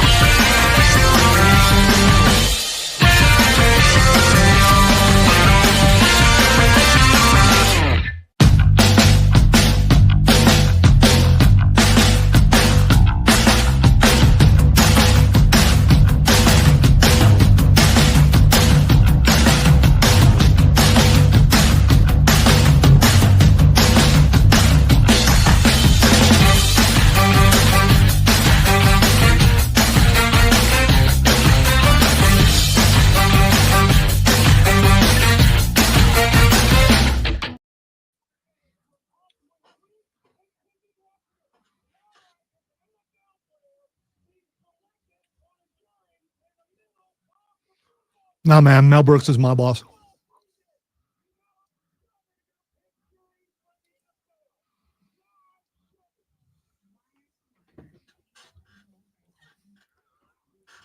I work for Mel Brooks.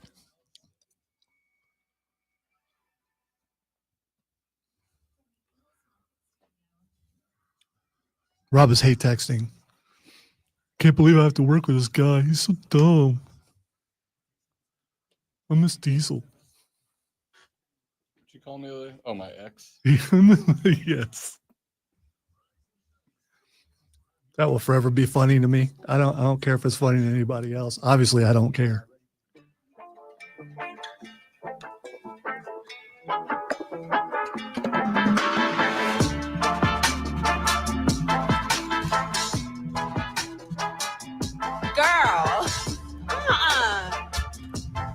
Wrapping up hour number 2 of the Rob Brown Show right here on the Fan Upstate. Texture said, Rob, if Ohio State played Army's schedule, they would 100% be a top 10 team because it's Ohio State. Yeah, all right. I agree. I don't know about that. I don't know about the Army thing. He said top 10, not number 1. Yeah, because the Indiana thing, Ohio State's still playing basically the same teams. I mean, there's a couple of non-conference that's different, but they're playing the same teams. Again, I wouldn't even be mad if Indiana was number 5 behind Miami. I would be fine with having them behind a 7-1 Ohio State because of their one loss, a 7-1 Georgia because of their one loss. If you, Rob Brown, were to take the branding away and only look at it for what's on the football field, where should Ohio State be ranked right now? I would have Oregon 1. I would have, because I do think strength of schedule should be a factor. I would have Oregon 1. I would have Georgia 2. I would have Ohio State 3. I would have Miami 4. I would have. Are you looking at the AP? Because you're doing exactly I'm not. where the AP. No, I'm not. I don't have the AP pulled up. Okay, I'm looking at right. the college football playoff rankings and doing it that way. But again, regardless of what I think, should Indiana being in the Big Ten? But if you were on the committee, this is how you would do it. The numbers how you just said. So you flip-flop Georgia and Ohio State. Yes. Despite the whole branding thing, you still think those Ohio State are the has, top 3 teams yes, at least. Okay. Yes. All right. Ohio State has a better loss than Georgia for sure. Georgia has a more difficult week-to-week schedule than Ohio State. Agreed. Right? So I do think that matters. But my only point here is, does undefeated in a Power 5 conference not mean anything? And the answer should be, if we're being honest, the answer should be yes. We know the answer is yes. And we know the answer is yes because of last year. We know undefeated in a Power 5 conference doesn't mean a damn thing unless that Power 5 conference is the SEC or Big Ten. Can you explain Clemson before the loss last week and how far down they were ranked? So how far down? They were a top 10 team.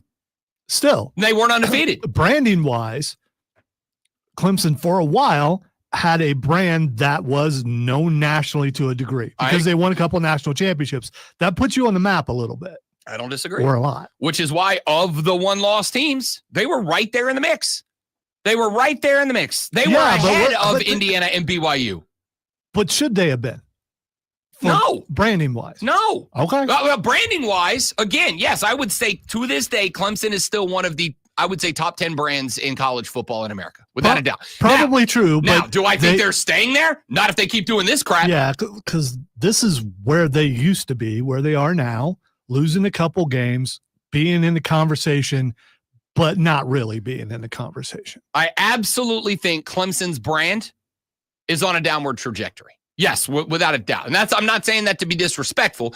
I'm saying that you got your ass kicked by Louisville at your own house. You were in a game with Georgia for a half, and then Georgia blew you out of the water. It was pretty bad. Yeah. For the first half, it was like, okay, Clemson's still Clemson. Second half, Georgia, pardon the expression, dog walked you. Right? So, Clemson with one loss, though, was still right there in that top 10 argument with a loss. Your top 10 teams, just so for those of you that are maybe following from a distance, at number 11 is 6-2 Alabama, ahead of 7-1 Boise State. I honestly don't even really have a problem with that. Now, Boise State was undefeated with the numbers they have. I'd say Boise State deserved a top 10 nomination, but they don't. They have a loss and it was a bad one. SMU 8-1. ACC's not good. I don't have a problem with SMU being at number 13 and fighting their way up. Alabama at number 11, 6-2. I don't really have an issue with that. Because it turns out that while we were all dunking on them like Jordan back in the day, turns out that Vanderbilt loss, not a good loss, but not as bad of a loss as we thought it was. So I don't have a problem with them at 11. Notre Dame, 7-1. I will tell you, Notre Dame at 7-1, their loss might be the worst loss of any of all the one losses in the top 10. Ohio State's one loss was to number 1. Georgia's one loss was to number 11. Texas's one loss was to number 3. Penn State's one loss was to number 2. Tennessee's one loss was to number, where are they at? Tennessee's one loss was to Arkansas, who is not ranked. That's the second worst loss. Indiana doesn't have a loss. BYU doesn't have a loss. Notre Dame's one loss is worse than both of Alabama's 2 losses. Northern Illinois. So I don't have a problem with Notre Dame being at number 10 on the outside too. What I have a problem with is, why are Indiana out of the Big Ten? Why? And honestly, I got less of an argument against BYU being there. But again, I would make the point that BYU's got better wins than a lot of the other teams can claim to have, with a couple of ranked wins in there, including SMU. Indiana versus Penn State. Who you taking? I'm taking Penn State. I'm taking Penn State. And that's not because of branding. That's because I think on paper they're a better football team. Okay. But I would also have said before the season, Indiana's going to be a 6-6 football team. They're 9-0 in the Big Ten. They are first place in that conference. And it's not like a shock anymore, right? I just need people, I need to know what the metrics are. And I think we had this conversation Wednesday with Denton Day. Texter's, and this is a great point. Texter's got a very good point. A very good point. Who was Boise State's one loss to? Number 1, the Oregon Ducks. That's very fair. Boise State should go up there as well. That's a valid point. Texter said Indiana has played nobody. That's why they aren't ranked higher. That's fine, Texter. I'm good with that. Then explain BYU, who has played some bodies. They played number 13 Kansas State. They played at the time unranked, but now top 13 SMU. So if your argument is Indiana ain't played nobody, Paul, which is a fine argument, I'll accept it if that is your argument, then explain to me BYU, who has 2 top 13 wins. So why are they not again, BYU versus Indiana right now? If it were the playoffs, I don't think that's how that would work. It's right in the middle. So if it was a way a regular tournament works, they probably would be playing each other. You're going with BYU, right? No, taking the You're not. Yeah, Indiana's defense is legitimate. I don't know how good their offense is going to be when they square off against Ohio State. So you're saying that's in the right order as far as that goes? Yeah, I think Indiana's better than BYU. I do.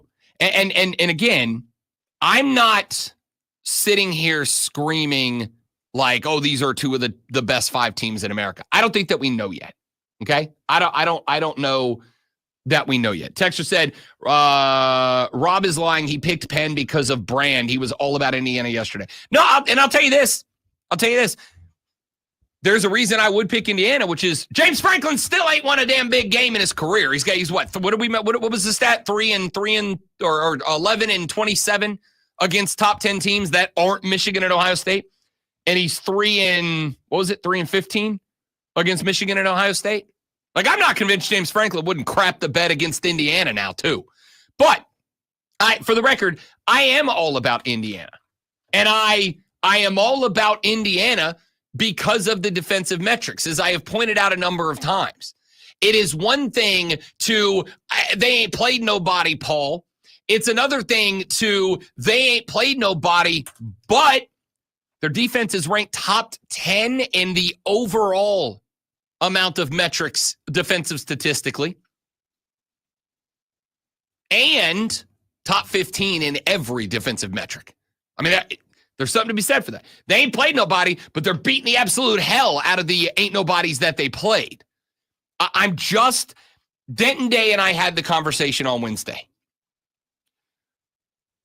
The best thing that could happen in college football today, and I mean this, would be they should stick cameras and microphones in the playoff selection committee's room. There should be a microphone and a camera in there. There should be a mic on every selection committee member, and there should be a camera at the head of the table so that college football fans can get an idea of why the rankings are the way that the rankings are. Why do you have undefeated Indiana? And if the answer is they ain't played nobody, that's fine. But if the answer is they ain't played nobody, they should be behind BYU. And frankly, if the answer is they ain't played nobody and strength of schedule matters, they should be behind Notre Dame, because you're fine with having 7-1 teams ahead of them. And while Notre Dame's one loss was bad for certain, Notre Dame does have a win over a Louisville team that was top 15 at the time, does have a win over Texas A&M, who was top 20 at the time and on their way to a top 10 ranking. They have a win over now number 20, well, not anymore, but at the time, number 24 Navy. Notre Dame's got 3 top 25 wins in the back pocket. So if the argument is Indiana's ranked there because they ain't played nobody, then why is Notre Dame with 3 top 25 victories and 1 loss behind Indiana when you have Tennessee, Penn State, Texas, Georgia, and Ohio State all with 1 loss ahead of Indiana? The argument here is not that I'm super upset about the rankings. They're whatever to me. Because, again, there's a lot of football that's got to get played between here and the end of the rankings, the last rankings that matter, including conference championship weekend. The issue here is not what the rankings are. The issue is, why are the rankings what they are? Because to me, there's a lot of inconsistent logic. There doesn't seem to be a logical path from here to there in terms of the rankings. If it's because Indiana's got a weak schedule, cool. Why are they behind Notre Dame when you got a bunch of other one-loss teams? Is it just because Notre Dame's loss is bad? I don't disagree. But they got 3 top 25 wins sprinkled in there. Does that not matter? Does it matter less? Like, you see what I'm saying? Like, it does not, to me, it just doesn't feel like the logic lines up. And while it maybe doesn't matter all that much when we're sitting in week 10 of the college football season, it's damn sure going to matter at the end of week 13. It's damn sure going to matter at the end of the college football conference championship weekend. And if we have bad logic in week 10, then I can only work under the assumption we're going to have bad logic at week 14. And while we do have the 12-team playoff, and I'm very excited about that,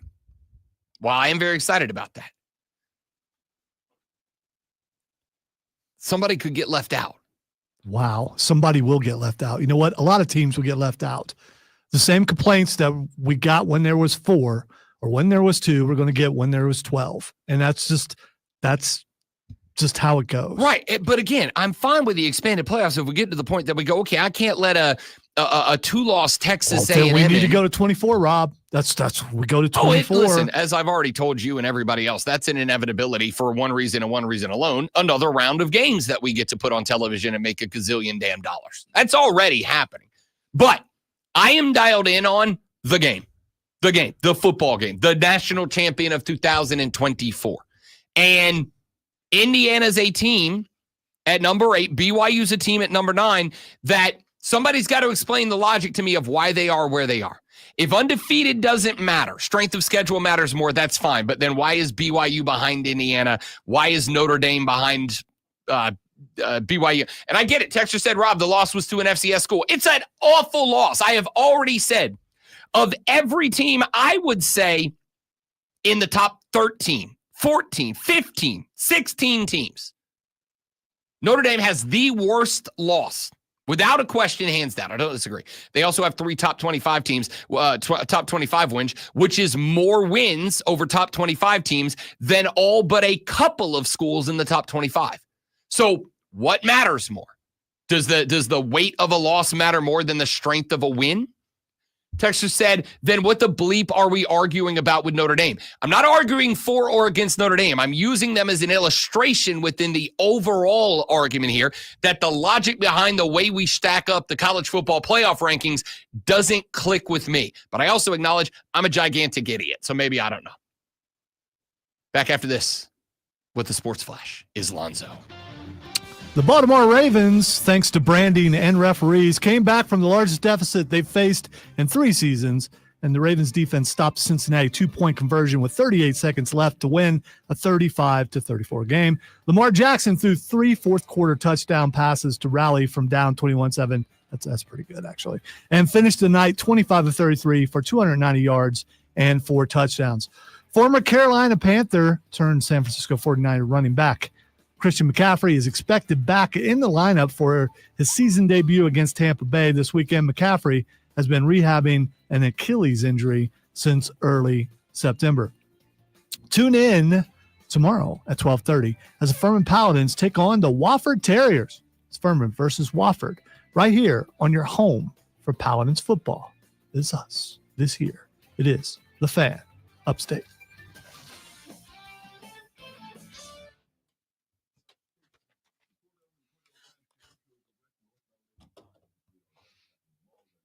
I don't need a Snickers, by the way. I had some Subway.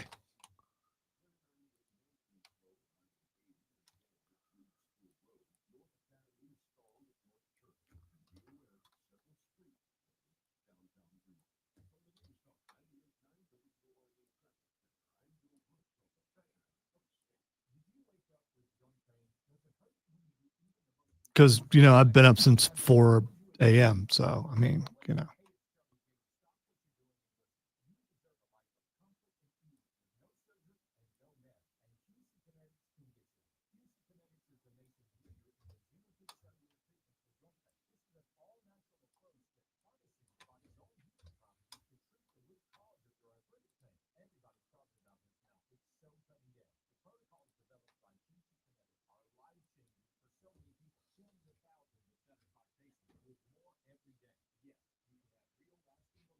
I'm done. No more debating. No more arguing. Tell them moles. No more anything today. I'm just going to sit back and writhe in pain and watch and wave to the camera.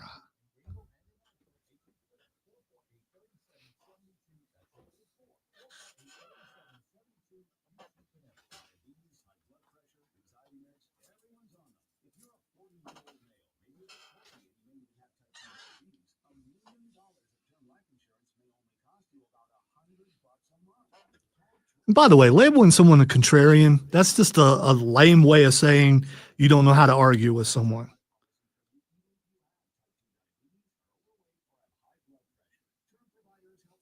If you want everyone to agree with you, start a cult.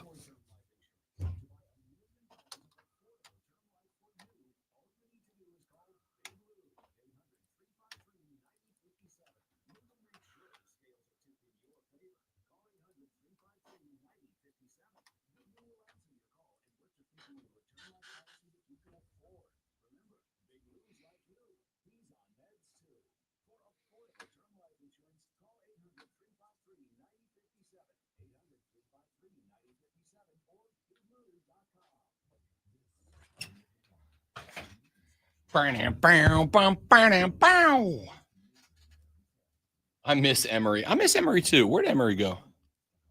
I need some haterade in my mornings. Rashad came along and killed his entire argument. That's what happened.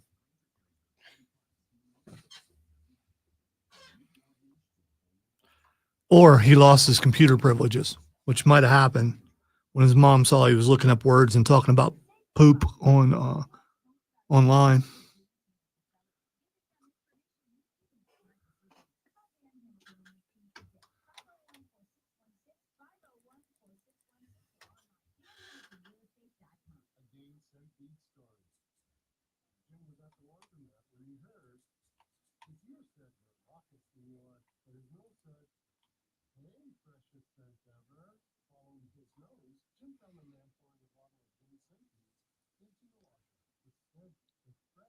You looked at all that, but I bet you didn't look at the video game thing that I sent you.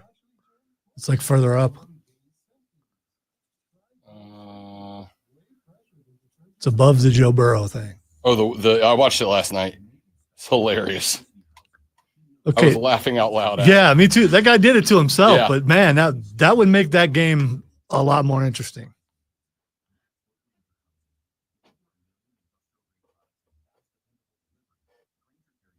By the way, the people who were asking what game I was playing earlier, Dragon Age of Veilguard.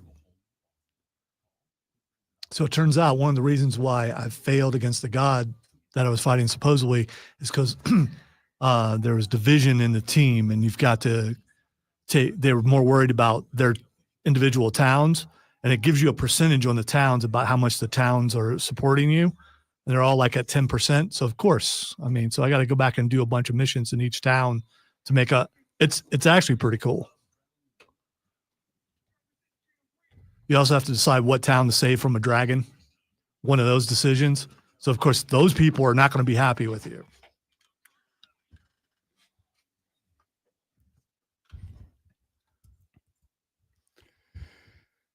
The Rob Brown Show back on your radio. It's the Fan Upstate. Welcome back, dear friends. Rob the Great One Lonzo with you. Rolling through a FRIYAY morning show here on the Fan Upstate. Got your audio blitz coming up here in a second. Some of you guys have texted 71307. Start your text with FAN, FAM. We'll read them on the air, 71307. Texter said, Rob believes we also need a robot selection committee for the CFB playoffs. I didn't say that. All I'm saying is I would like cameras and mics on the selection committee, and I would like camera and microphone on the selection committee so I can follow the logic of the rankings. That's it. That's it, because I don't understand it, and I don't think any of you guys do either. I have this great belief, and it's a true belief, that if the cameras and mics were on there, you still wouldn't understand their logic. I agree. And don't you think that would help us all work together to find a solution that it works for all of us? No, because there are different people on the committee with different mindsets, so let us different hear ways it. of watching. Why? Why So not? you can get more angry about it? Well, that doesn't make sense. They don't think like I do. That means they're wrong. No, but don't you want to know what the process is? It is one thing if the other party controls the government. It's another thing if they say no congressional hearings are televised. If the 12-team committee, if the CFP are in there throwing darts at a board and that's how they pick, I don't care. Whatever. Well, that's you. I do a lot. It matters to me. So if you're willing to, of course, they'll be picking the ones who have the biggest brands, and then they'll just pick where to put them by. Again, you make all the argument you want. Brand matters. Your logic. Brand matters. All right. Texter said Lonzo is projecting hard onto the Ravens today. When the Chiefs get help, it's all good. When another team gets the same, suddenly it's a problem. I think that was what I was doing. Thank you, Texter. That was my whole point. That was his point, for sure. That was my point. Texter said, good Friday morning, fellas. You know, if we had two super conferences, these teams would have head-to-head games. We could actually know who would win on the field. I don't disagree with that, too. Texter said, you could beat 6 top 25 teams, but you lost to a bleeping FCS team. They can go kick bleeping rocks. Yeah, the people who don't like Notre Dame really don't like Notre Dame. Yeah. Hope you stub your toe when you kick those rocks. Texter said, you just said a gazillion damn dollars right after a teacher opened my kid's door in the car line. Hey, you're lucky that's all you got. All right? What let me say. I don't know if you know this. I have friends who are teachers. They're fun. Do they like kids? They say naughty words away from your kids too. So, not the end of the world. Give us their names so we can report them. You'll be okay, Texter. We want to report them. No, we ain't reporting anybody. Why? Teachers are people. You leave the teachers alone. All right? All right. Let's get to Texter said, no, I want robots. Now they're projecting you. So I ain't mad about it. I do. I don't even hide that. Yes, I agree with that. All right. Let's get to the audio blitz. Best audio we've picked up from the last however many hours it's been since the last time we did this. I'm going to start with this one because, as I've said before, Jason Kelsey is it's just a dude. I love this guy. All right. Did he make a mistake? Sure. I don't think he admitted he made a mistake. He did so on the pod with Travis Kelsey yesterday. He said, I went too far. However, Jason Kelsey also got to do something very, very cool. Jason Kelsey, as you know, records Christmas albums every year. Did it one year with the rest of the Eagles offensive line. I assume he's doing that again this year. Well, he got a little help in the construction of La Musica for his next Christmas album. And he got that help from an absolute icon. Jason Kelsey got recording help from Stevie Nicks. So this song, you could always put more harmonies on it. So if you just start the song, Maybe this. and I'm just going to show you where you're. No, the recorder. Oh, sorry. Maybe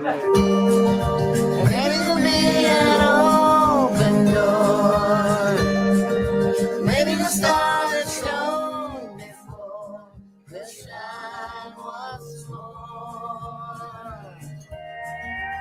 There's harmony. You have no idea how cool that just was. You gotta lay some harmonies on something. That's right. That's right. Well, I got to learn how to harmonize first. You guys out there. All right, go. So if I sang a harmony right above you, would that be okay? Just to see how it sounded? I'm very good with trying that. Okay. All right. I will first. try to do this. You just sing exactly what you're singing. Now I'm nervous. Jason Kelsey was visibly shooketh trying to record something he's done for like 3-4 years in a row now. Visibly nervous. Not when he's out there against NFL defensive linemen, Pro Bowlers. Not when he's in the recording studio with his boys. Visibly shaking nervous in a booth with Stevie Nicks. And let me just say, Jason, I totally get it. But I think his nerves also come from the fact that and I understand this. If you don't sing a lot, chances are you want to sing with the radio. So if they start to harmonize, he's probably worried about trying to follow her up to where she goes. Sure. And singing with harmony, it takes practice to deal with someone who's harmonizing above you. It's really hard to do. My lead singer and I in the band, we do what we call the reverse harmony, which is he sings all the songs, but whenever the part that we have to harmonize, I sing the regular part so he can harmonize because I can't do it. Yeah. I am incapable of doing it. I can sing some bass, but it's not the same thing as harmonizing. But my wife can harmonize anywhere on every scale, it seems like. And it took a long time to get used to that. Without going too far down the music dork theory of it all, what I can tell you is there's a hell of a lot of difference between Rob trying to harmonize with his best friend Teddy on a stage in front of 90 people at Juana's and Stevie bleeping Nicks. Stevie Nicks, if we were playing a show and Stevie Nicks came on stage and said, Rob, you sing I'll harmonize with you, I would vomit. Oh, come on. I would lose my mind. Last I checked, you're Rob Brown. I don't think. And she's Stevie Nicks. Yeah, but Rob Brown doesn't have problems like that. Lonzo does. Rob Brown's like, you're welcome for me letting you be on stage with me. That's what Rob Brown I've told you before. I've had 3 or 4 occasions in my life where I've gotten starstruck to the point of like, I'm going to flub this. Stevie Nicks would top that list. All right. She's an icon. She's a legend. She's one of the GOATs. This clip's fun. This clip surfaced from about a year ago. Lonzo, I'm just going to play it. It's Russell Wilson.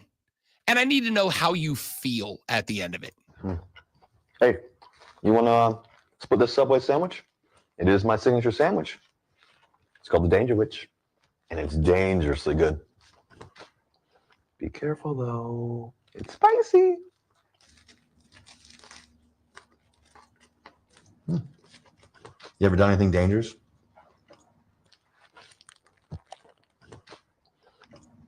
Jeez. That is dangerous. I've done something like that, too. I won't tell anybody. Listen, one time, never mind. That's too dangerous. Anyways, my Danger Witch, it's only in the vault. That's our little secret. Was that just him on there? Mm-hmm. Okay. All right. Okay. It's one camera pointed at him, and he's literally eating a sandwich. So first off, it's not a sandwich. It's a wrap, which drove me up a wall. Stop calling it a sandwich. It's not a sandwich. It's a wrap. All right. It's not the end of the world, but like, stop calling it a sandwich. It's So not it's a sandwich. closer to a burrito. It's a wrap. Yeah, because It's a wrap. wraps are closer to a burrito than they are a sandwich. It's a wrap. For sure. Second off, he says a word and then he just takes a bite, but he doesn't break eye contact with you. Right? He's like this. He's like, and he just stares at you, which is weird. Then he's doing like, all right, I don't have an issue if the host of a show for children has a conversation with the viewer as if they are answering him. Right? Like if Mr. Rogers says, are you okay today? And then he takes a break to allow the kids watching the TV to be like, no, Mr. Rogers, I'm struggling because of whatever. It's also okay if Deadpool does it or Wayne from Wayne's World. Steve from Blue's Clues. Okay, yeah, there's some people. All right, there's some allowed people to get do away with that. it. Russ Wilson ain't one of them, you weirdo. Stop. Third off, I like that after he asks you the question, listens as if you, a grown adult watching a sandwich commercial, stop your day to be like, actually, Russ, I did do something dangerous one time. One time I went skydiving. It was really scary. And then he responds as if you answered. Oh, I did something like that once. Actually, I can't tell you about it. That's too dangerous. You dork. That doesn't work for me, brother. You dork. Don't get me wrong. Number one, this ad's old. I just saw it for the first time, but this ad's old. Number two, yes, I told you. Old like pre-Sierra? Or, like, or no, old like, no, who was he like a playing year or for? two ago. Oh, okay, all right. So he was I still think in he was Seattle? actually, I think this was at the beginning of the year with Denver. Ah, okay. I think this is from last year, way beginning of the year. So over a year ago. It was the Let's Ride, Russell. Yes, clearly and obviously. All right, let me give you another one. I told you earlier in the show, my favorite thing ongoing right now is basketball players talking about basketball stories from back in the day, including anytime that basketball players tell stories about Larry Bird, like Jamal Mashburn did. So Larry Bird coming down the hallway, and he walked by us and he says, y'all those college guys? And we was like, yeah. And he looked at us and he said, get some rest. It's going to be a long week, and walked off. And we was like, what the Like the first 15 minutes, we kicking their So they stopped the game and turned off the score. And then Rodney Rogers said, hey, Larry, you ain't hit a jumper since 84. Next day we came in, and this one I was like, this is a different breed. Magic Johnson fed Larry Bird the ball 8 times in a row. Larry Bird got the ball on Rodney Rogers, and every time he was about to make a move, he told him what he was going to do. One dribble going left, off glass. One dribble going right, spin, shot. He scored 8 times in a row, left the court to go lay down and said, young fella, look like 84, huh? Larry Bird talking junk has got to be its own like genre of entertainment. Yeah, but here's the thing, though. I mean, some of these tall tales are tall tales. Every one of these you believe. I mean, 100%. Absolutely believe every single one of them. Every one of them about Larry Bird. Oh, like this one. Here's Larry Bird himself explaining his trash talk philosophy. Would you consider yourself a trash talker? Not really. I mean, Come on, coach. A lot of people do it to demean people. I did it for fun most of the time. Right. 2 of my favorite people, I got in the NBA, I got to stand next to Elvin Hayes at the center court. Loved him. And Kareem. I stand there talking to Elvin. I said, Elvin, see Kevin there? He's talking bad about you. What? I said, Kevin, tell him what you told me. He goes, what's that? I said, you're going to kick his butt tonight. He goes, hey, Elvin, I'm going to kick your butt tonight. Kevin's a rookie. Stuff like that. It really wasn't vicious. Me and Chuck used to get into a little bit. I was going to go I really there. liked Chuck. He knew I liked him. And, but we you guys had after battles in terms of talking. Yeah. The one I remember was when you told Chuck, I'm going to go right here in front of our bench. Yeah. I'm going to shoot on this spot. Yes. And I'm going to drain it. And he said, Merry Christmas. Yeah. Every Larry Bird story, gospel truth to me. Every Larry Bird story, I'm like, yep, that absolutely happened. Exactly that way. Not a question. No question.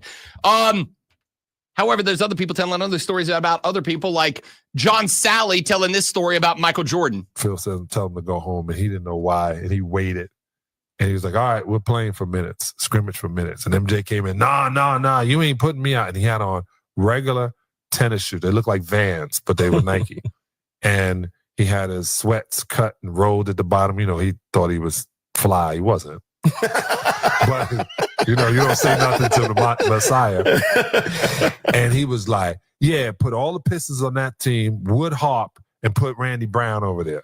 And Harp was pissed because Black Randy Brown was, and we're playing. And all of a sudden, I'm running back, and MJ gets a steal. And I go, and he's about to do the right-hand jump. I said, oh, I know exactly what dunk you're going to try. I'm getting this. I don't care. And I drop step and turn around about to jump. And as I'm about to jump, his midsection is moving past my face. And, you know, you try to bring yourself down. He was like, block this. Boom. And I'm like, I take the ball out, boom, boom. I'm staying in the hotel behind the facility. So I would jump the fence. And I go home, I call my mother. She's like, how is it? I said, Ma, I just saw the greatest player of all time. She said, it took you that long to admit it. I love it. I love it. Mike said, my man, block that. That's fantastic. These stories, if you haven't found it, Texture just wrote, 71307 is the text line. Start your text with FAN. Texture said, my 72-year-old father has been obsessed with Larry Bird videos since getting a smartphone and finding YouTube. Good. I will tell you right now, my now father-in-law, not a big basketball guy, not a big sports guy. Like he's kind of, fringe, like pays attention to college football from the outside. Not a big sports guy. And we were, this is before I even asked him if I could marry his daughter. We were standing out front of their house one day. They were doing a party or something. We were standing out front of the house and he said, what's the name of that white basketball player that was like really good? And I was like, which one? There's been like a handful, right? Like which one? And he goes, the one played for Boston. I said, Larry Bird? He goes, yeah. He goes, I just saw the funniest video. And he pulls out his phone and he shows me one of the thousands of videos about players from back in Bird's day telling stories about Larry Bird talking crap. And he's like, he shows it to me and I'm dying laughing. And I'm like, I got to tell you, dude, there's 1,000 of these on the internet. And I went and I found there's somebody compiled a playlist of just stories from players. And I'll even go one step further. I don't think it's bad for it. Just black players that played with Larry that were blown away by the hick from French Lick. And I'm like, so he texted me like 2 days later. He's like, I've watched 100 of these videos. They're all hilarious. I said, I know. They're spectacular. All right, real quick. This one's very short. Joe Mazzulla might be the most entertaining head coach in the NBA. Joe, just confirming no Jaylen Brown tonight. And if you have an update there, if you've talked to him about it. Yeah, he's out. Have you been able to talk to Jaylen about the injury? Mm-hmm. I talk to him every day. What were those conversations like? I mean, we both kind of mumble when we talk, and then we just shake hands and move on. Did he happen to mumble about his hip at all? I couldn't understand him. That was it. He didn't take another question about that. Did you talk to Jaylen Brown at the injury? Yeah. How'd it go? Yeah, we both mumble. Did he mumble about his injury? I don't know. Can't understand him. Incredible. And the media loses again. Joe Mazzulla has gone. The career arc of Joe Mazzulla is incredible. He went from guy I can't stand to guy I think is actively making the Celtics worse to, maybe they are pretty good, to NBA champion to now, even higher than that, funniest head coach in the NBA. That's phenomenal. All right, I got some more sound we didn't get to. I'll play some more of it later on in the show. But when we come back, let's talk South Carolina versus Vanderbilt. And then Chris Miller, the host of the South Carolina pre- and post-game show, will join us here on the Rob Brown Show in the Fan Upstate. New life. All right, guys, quick read. Coming right back. Stay right there for me, please, and thank you.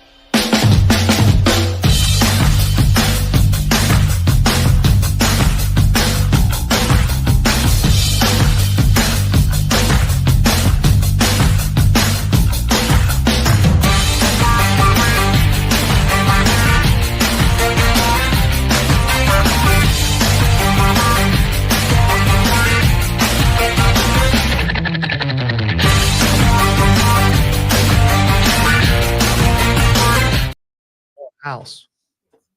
Not a gymnasium. Exactly. You're going to break my toys. Don't do that.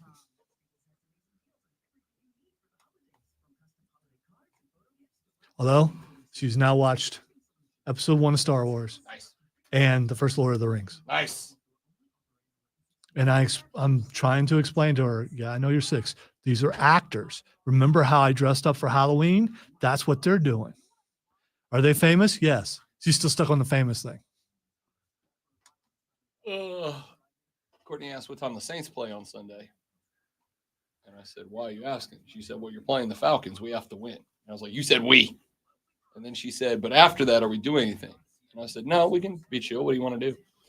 We watched Fellowship of the Rings like 3 or 4 weeks ago. You watch extended? Yeah. Okay, because I got an extended box set and never watched it. I just happened to see it on whatever it was, Hulu or something. Yeah. So we watched the extended version. We watched it, and she hated it. So she goes, well, after it's over, she goes, I feel like we have to finish it. Can we watch whatever the next stupid Lord of the Rings movie is? I was like, yes, we can. Because if I can get you through 2, you are all in for 3. Especially the fight at the end. If I can get you to Helm's Deep, yes, it's all over. When Gandalf shows up on the hill. Yep. All the Rohirrim behind him. Yes.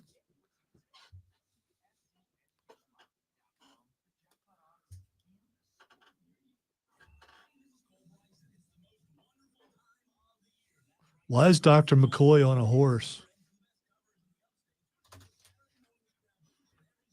Or why is the guy from The Boys on a horse? What's his character name on there? I forget. He's the star of the thing. Carl Urban Butcher. That's it. Yeah. Also, I just finished season 5 of The Boys. Yeah, I'm still behind a little bit. I'll catch up eventually. It gets progressively more direct politics. Like there's no more veil. They're just straight up linking. I also started Invincible, the cartoon spinoff. Yeah, I've watched all those. Like No, I like it. Wait till you get to the end. I like it. All right, bit of a short segment here because Chris Miller will be joining us in the next segment, the host of the Carolina Gamecock pregame and postgame show. Will come on the airwaves, and also the 97-time South Carolina Sportscaster of the Year award winner. Looking forward to having him. Maybe he'll get a special award for 100 when he gets to 100. Maybe. I mean, they just should name the award after him. You know, random Facebook user who is name and identityless on Facebook says the Rob Brown Show making its debut on my new job's office computer. What up, new job? Great to have you. Hi, everybody who goes to the water cooler to talk sports. That's why we do the water cooler cheat sheet every Rob morning tells at us 7 about a.m. that all the time, so I know you're there. That's it. And by the way, you can listen to the show anywhere you have a digital device attached to a speaker. You can listen to it live at thefanupstate.com. You can listen to it live by joining our live stream at facebook.com/thefanupstate, YouTube by searching and subscribing to the Fan Upstate, or doing the same with the Rob Brown Show on Twitch, Facebook, and YouTube. Come join, come hang out, come spend time with the Armada for 4 hours every single weekday. Carolina versus Texas. Texas A&M last week was a fantastic showing. Carolina versus Vanderbilt. Now, I am not going to say that this is the most important game that Shane Beamer has ever coached, because I got to tell you, I feel like I've said that about every game since the Ole Miss game. I got to say, I go through and I look for all the teams and go ahead and record them in case something happens, and also so I can watch them back later. And this game is on the SEC network. I thought for sure this would be on a bigger network. Unless I missed it somewhere. That's the only place I could find it. No, I'm sure that's right, which is also why it's the 3:30 game. Because while it is the game that out of the Southeastern Conference, because remember, that's how it matters more. The biggest game at 3:30 in the Southeastern Conference is Georgia versus Ole Miss. That game got the ABC slot. And that makes sense because, again, respectfully, to the Gamecocks and the Doors. They don't want to play the two hottest teams in all of football. They don't want to show them going up against each other, Vanderbilt and South Carolina.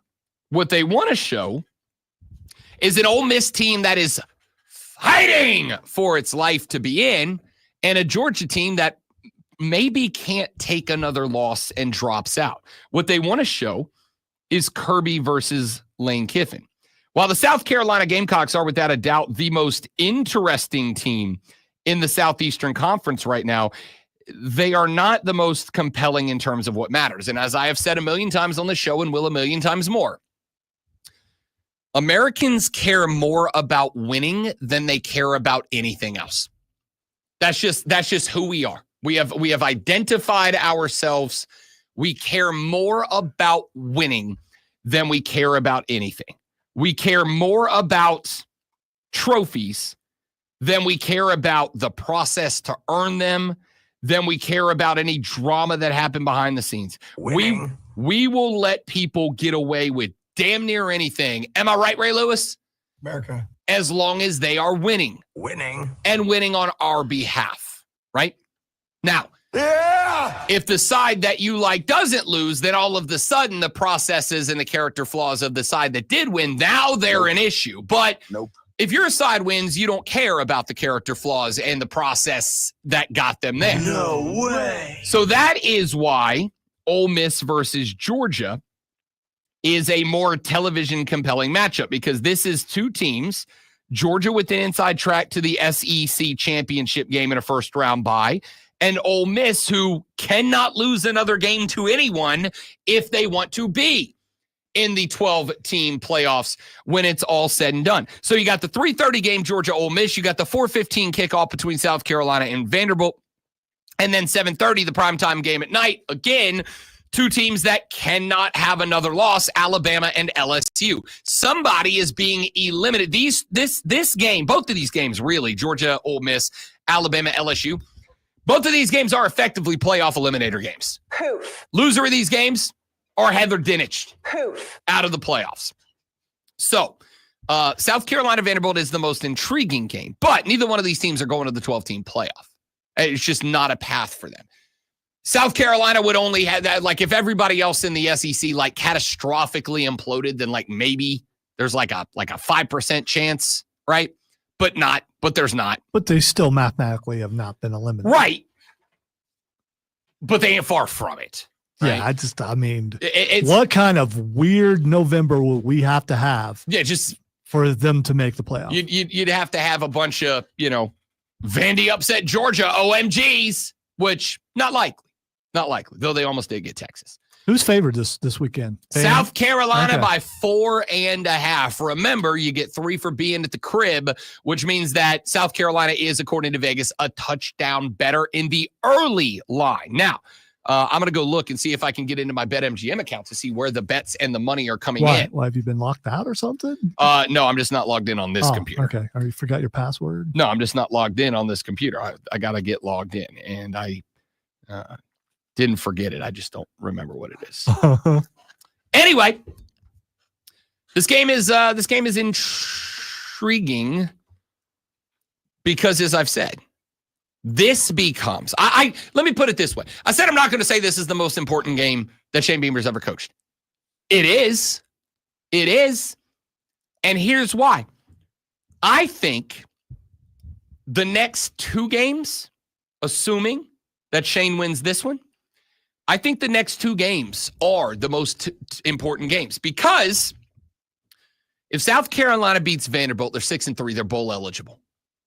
If they beat Mizzou, they're 7-3. They're not just bowl eligible, but now they have surpassed what the overwhelming majority of us, the Armada, said was a reasonable expectation of this team coming into the year. Remember back before the season started, I said, hey, Gamecock fans, I need you to tell me what your reasonable expectation is. Why did I say that? I said that predominantly because I wanted to be able to grade out at the end of the year. You beat these next 2 teams, you're 7-3. You've done that. Oh, and by the way, you're 7-3 with Wofford up next. That's 8-3. And then who do you end it with? On the road at Clemson. Does Clemson look like a beatable team at the crib now? You're damn right they do. There's a 9-3 potential. And if South Carolina runs the table to get to 9-3, and they're putting on shows like they did last Saturday night when the eyes of the nation were in Columbia, South Carolina, I got to tell you, there will be a bump. There will absolutely be a bump. And I am following it intensely. Chris Miller joins us next on the Rob Brown Show with the Fan Upstate.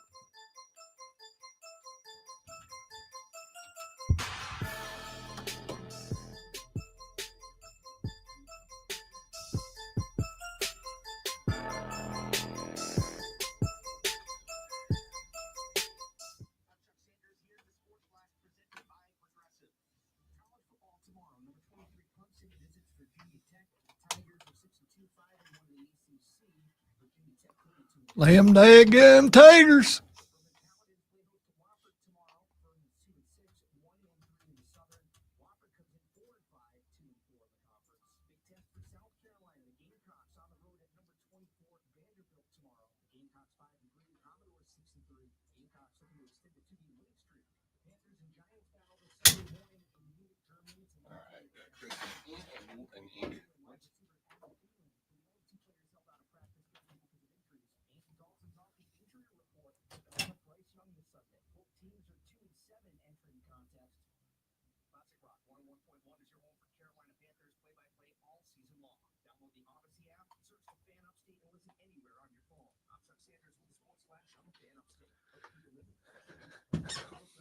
He's not going to acknowledge that the the biggest boxing match in a decade is about to happen just 1 week from now.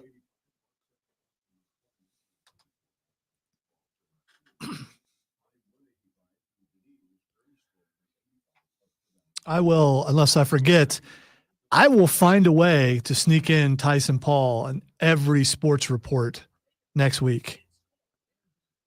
Rob might explode before Friday.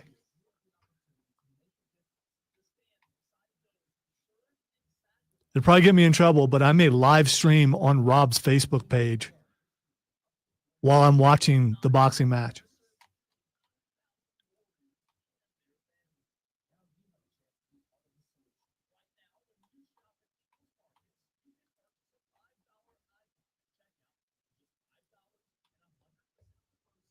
Going to be a good fight weekend next week. You got that, and you got Miocic versus John Jones.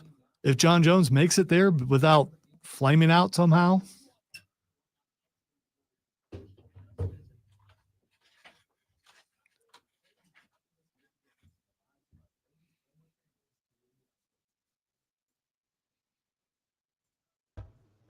Ladies, gentlemen, boys, girls, joined by the icon of stage and screen, Miller. What's up, big fella? What's up, man? How are you? Good, buddy. How are you? Just living the dream. That's what I tell myself every day. I'll believe it. Are you jealous? Look at that swoop. I'd say he's got a good swoop. That's why you're wearing a hat today. The power ranking of swoops is Chris Miller, Marty Smith, Rob Brown. So what's the deal with the shades? What's that all about? I don't know, man. I got a pair for the wedding.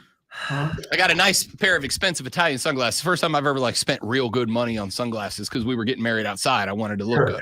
Yeah. And then I wore them all day, and I was like, dang, I think I'm a sunglasses guy now. So then I got a pair of color ones just to accent the wardrobe. Yeah. And I wore them one day on the air as kind of a ha-ha funny gimmick. And then I'm like, oh, damn, I do look good. And now I just wear them all the time now. And then he found out how badly it annoys me. And then also it annoys me. It's very much so because I don't understand it. And, So I'm a sunglasses guy, too, if you can't tell by my tan lines. I thought maybe you rode a motorcycle into work today and you had goggles on. Feel free to grab a pair and throw them on for the stream, Chris Miller. You're welcome to join the crew here. How long do we have? I got to go to my truck. Yeah, you've only got a minute. Sorry. Plenty of time. He's a runner, man. Look at that physique. He's a runner.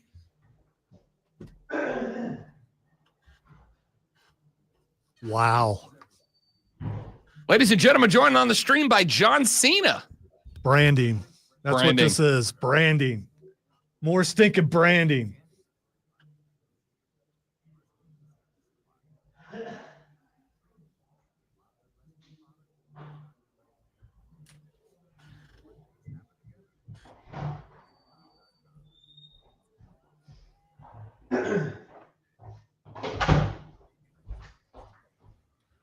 Look at that, back with 20 seconds to spare. Yeah, we do. That's what we do. Well, I don't. My car is right outside my door, so. Well, we both would be out of breath. So I mean, Welcome back to the show. You're a runner, though, aren't you? I am. Yeah, I run a 5K every morning. The Rob Brown Show back on your radio, wrapping up hour number 3, ladies and gentlemen. 4th hour of the show. We will look up and down the college football and NFL schedules for the weekend and give you our predictions, picks, prognostications, and projections for the upcoming football weekend. But before we get there, joining us now on the show, on the stream, which again, you can watch at facebook.com/thefanupstate by searching and subscribing to the Fan Upstate on YouTube or the Rob Brown Show on Facebook, YouTube, and Twitch. He is not just an icon of stage and screen, not just a multi-time winner of the South Carolina Broadcasters Association's Sportscaster of the Year award, but also a fellow sunglasses guy, the legend, the host of the Carolina Gamecock pregame and postgame show, Chris Miller, joins us here on the show. What's up, big dog? I, too, wear my sunglasses at night. So Hell yeah. Yeah, rocking here for you. Chris, when you look this good, why would you not? I mean, agreed. I'm actually have the permanent tan lines in my hair from where the sunlight gets it during the summertime months.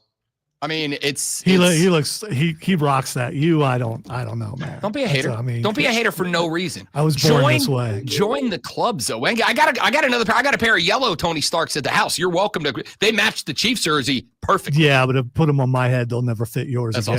also true.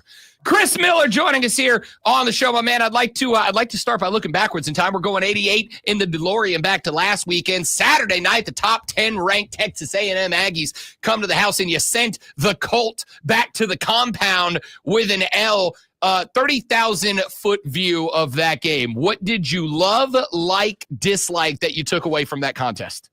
I think let's answer that.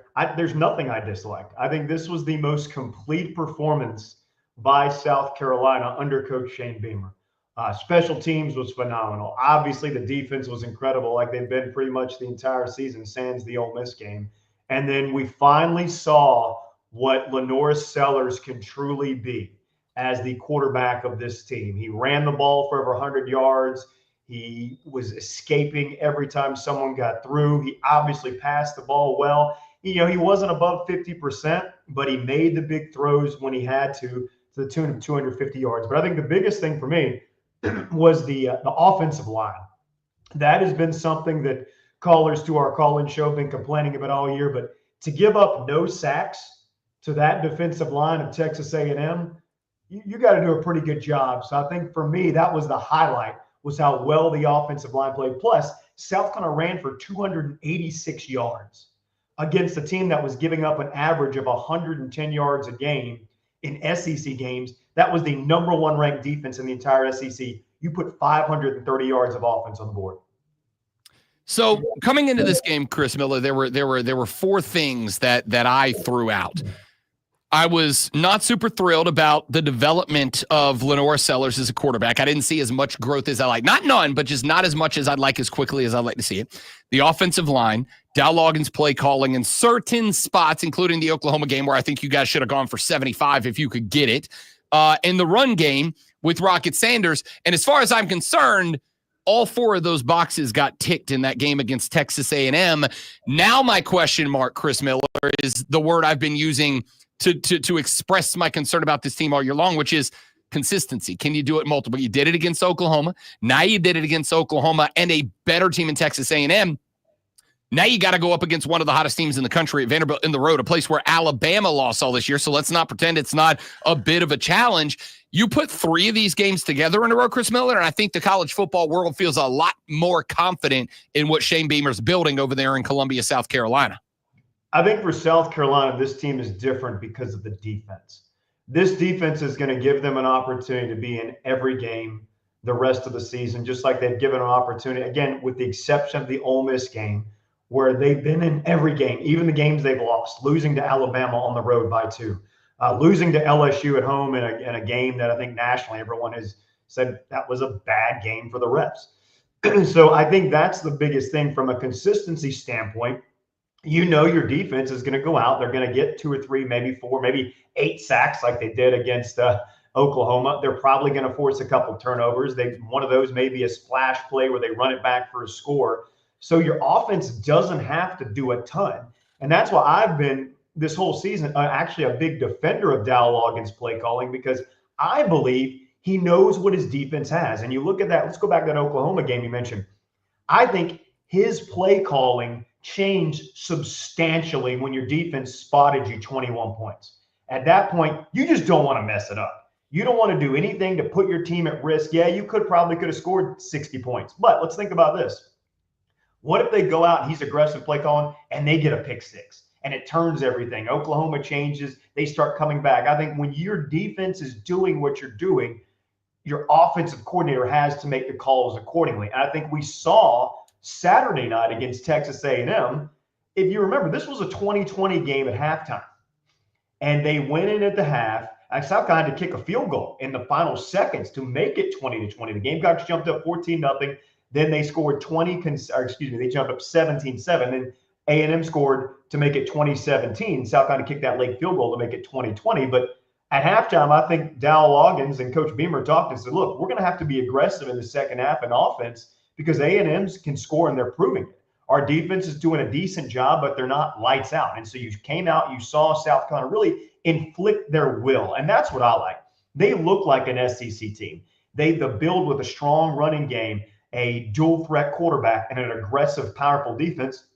They look like, I'm not saying they're of this caliber, but they look like a Georgia. They look like an Alabama. They look like a Texas. They have those type of things that you have to win in the SEC. So that is a long answer to your question on why I think they are going to be consistent the rest of the way. And in my opinion, they should be favored in every game the rest of the way. That means Missouri. That means Clemson. South Carolina playing right now is a better team than any team on their schedule the rest of the way. So we talked about that a little bit earlier, and I do want to get to the Vandy game coming up here in a minute. But I have said every game since Ole Miss, this is the biggest game Shane Beamer's ever coached. And it's the biggest game because if you can keep that momentum rolling and keep producing results, I now believe that 9-3 is very on the table, right? Because Missouri, I think, was the most overrated team in the Southeastern Conference coming into this year. Agreed. Clemson just proved this past weekend, thanks to Louisville, that they're a beatable team at Memorial this year, without a doubt. Respect to our friends with the Wofford Terriers, but they're the Wofford Terriers in the sake of this conversation. Vandy might be the best team left on this schedule, all due respect to Clemson. And the best thing about that is Vandy's winning because of Diego Pavia, who's a hell of a quarterback. Let's not take anything away from the cat. He's a blast to watch. But if you got a quarterback that plays like Diego Pavia, the best way to beat him is what? Edge rushers at defensive end that can set the edge and keep him in the pocket. What is South Carolina's strength right now, Chris Miller?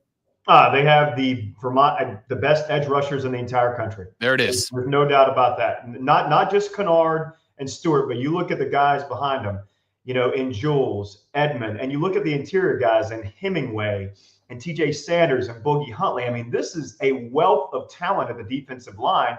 And you got to go back to when you had Clowney and Ingram and Devin Taylor and those guys to when South Carolina's had a defensive line this good. And when it all shakes out, this defensive line may actually be better than that one that was historic with all those NFL players, including a number 1 overall pick in Jadeveon Clowney. But South Carolina is a better football team at every position than Vanderbilt. End of discussion. They have more talent. Talent doesn't always win. We know that. So I think South Carolina has to go in this game and look at Vanderbilt the same way that they did when they played Alabama or Oklahoma or Texas A&M. And I think they will. I think South Carolina is playing at that level. After that Ole Miss game, they had a reset. They came to that and said, wow, we just did not play to our ability. Keep in mind, Ole Miss came into that game angry. They had just lost the week before to Kentucky. So that was a make it or break it game for Ole Miss's season. And we all know Ole Miss is, that is an NFL team, basically, when you look at the talent across the board on that squad. So they were playing for their lives, if you will, in that game. Doesn't excuse what South Carolina did, but we have seen a different team since that. And I think when they went to Alabama and played Bama like they did, again, Bama was coming up that loss to Vanderbilt. So Bama was also playing for their lives in that game. When they played like they did against Alabama, they got all the confidence they need. Like, look, we can beat every team on the schedule. In fact, we said in our post game at that, we said South Carolina has a real chance to go 9-3. And there were callers that kind of laughed at us. We said, no, with what happened in this game, your offense made big plays, your defense did what need on the road in a place like Alabama. When you get Bama's best shot, there's a real chance because you have a team that can beat anybody else on your schedule. I don't disagree at all. I mean, I think the minute that A&M game ended, I just pulled out the schedule and I'm like, who's left? And the answer is Clemson on their best day, Vanderbilt on their best day. And don't get me wrong, Chris, this is not me saying South Carolina is winning the rest of the way out. This is me saying if you get that level of intensity and discipline that you got on Saturday night, when you're not playing in a Saturday night prime time, everybody's looking at you, the pressure's on from the perspective of put on a show. If you can just go out there and take that and put it in a regular 4:15 in the afternoon college football game, then I think 9-3 is realistic. And keep in mind, South Carolina, they've got, as you said, Vanderbilt and Clemson on the road. Clemson, that is a road game, but it's really not, because what I mean by that, as you guys know, there'll be 25, 30,000 Gamecock fans there, because what happens, I'm a Gamecock fan, you're a Clemson fan, we're buddies. When they play in Columbia, we go to the game together. When they play in Clemson, we go to the game together. So that game, it's almost like a high school football game, because what I mean by that in terms of the amount of the crowd is not 90-10 like it is when South Carolina goes to Alabama. There's a good mix. So you're right, Vanderbilt, that is a true road game. But again, you're playing in a stadium that seats 25,000. That's half broken down with construction. So Missouri at home, Wofford at home, and those are 4:15 kicks. But keep in mind, most of that game will be played under the lights, which we know South Carolina is a totally different team under the lights at Williams-Brice Stadium. They, under Coach Beamer, they play out of their minds night games at Willie B. All right, let's got another minute or two here with Chris Miller. He hosts the pre- and post-game show for the South Carolina Gamecocks. Chris, Saturday night, I did not get a chance to come over to the game. The wife and I sat out back at the fire pit and lit a fire and watched this game on TV. And one thing that kind of blew my mind was, and I don't know why it worked out this way, though I'm glad it did, the stream we watched on YouTube TV, no commercials. Whenever there was a touchdown or a timeout or whatever, they showed an aerial cam, and the entirety of Willie B was on camera during the whole thing. And so you got the light show and the music and the smoke and the lasers and everything that was going on. And I, about midway through the third quarter, after touchdown number 2 of the third quarter, I turned around and I said, this is the best thing that's happened to you guys. It's the best thing because you are putting on a show that makes your stadium look like a nightclub, makes your school and your games look like it would be the dopest place. In other places, and there was an NC State fan that pointed this out, a lot of schools take every break, Chris. They're going to trot out some 80-year-old guy and honor him. And thanks to the chairman of this local board that none of you know or give a damn about, we're going to put him on the job. You guys made it look like it was just the middle of a rave every single break. I, as a 40-year-old guy, was like, dang, if I could do it again, that's where I'd want to be. South Carolina put on a show, and now if they can tack that on to football results, beat Vanderbilt, beat Mizzou, beat Clemson, finish 9-3, and put that caliber of a show on Saturday night primetime, Chris Miller, I think there will be a tangible bump in the attention played to the Gamecocks of South Carolina at the end of the year if they can stack a few more wins on. I mean, you said exactly what my response would be. As South Carolina, it is kudos to the in-game experience crowd at the universities, that Williams-Brice Stadium crowd that does it, because there's no other place that does that. There's absolutely no other place. And in talking to some recruits, there's some high-level recruits. I'm in Rock Hill. There's some high-level recruits from here that have committed to South Carolina. Wide receiver Malik Clark for next year. The number 1 player in the state of South Carolina next year, Jazavion Currents, is headed to South Carolina. One of the big factors from these guys and talking to them was they said the experience of when they went to a game.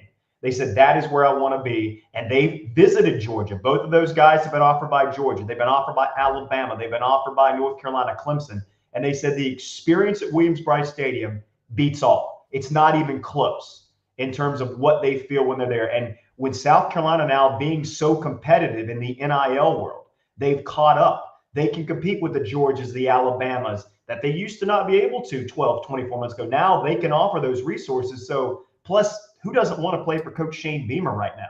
He's a guy, you look, he's He's singing to his wife in the locker room after a big victory. That's the type of stuff you want to do. So when you want to play for Beamer, you want to play at that stadium, you can match the NIL. Easy to see why recruits, they're flooding in to play at the University of South Carolina. Hey, you like that culture change now, Mark Stoops? It ain't just funny sunglasses and dancing anymore. Chris Miller is the host of the pregame and postgame show for the South Carolina Gamecocks, and a fantastic dude and a believer of sunglasses all the time.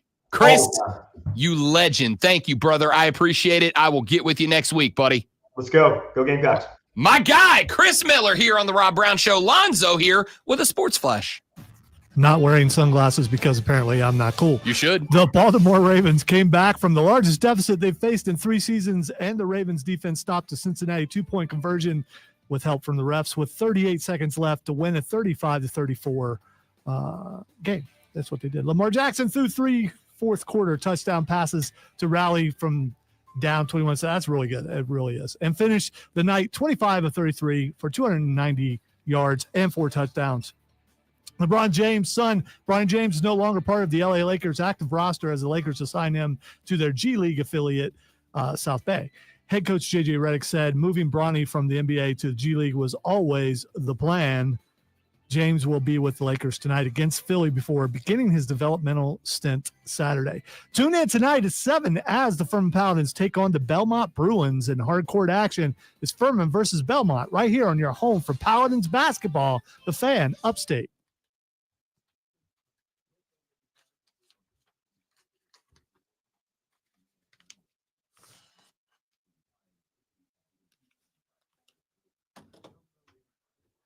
Yay.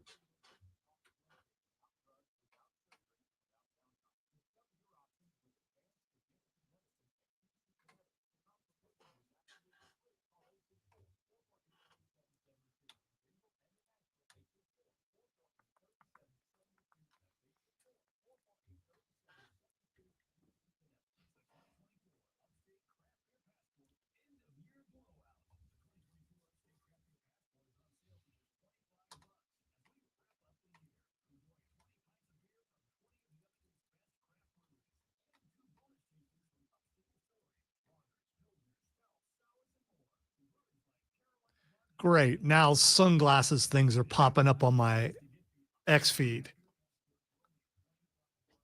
I don't need to see a bunch of sunglasses places showing up on my X feed.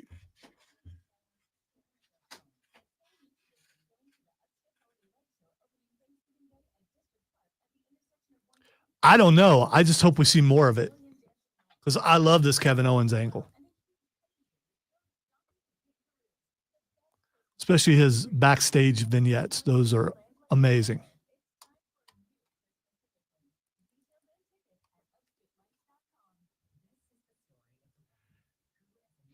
And every time I celebrate Kevin Owens, I remember that I hated him when he first came into the WWE because he did a bunch of talk and they never let him win anything. Then he started winning and he started winning championships.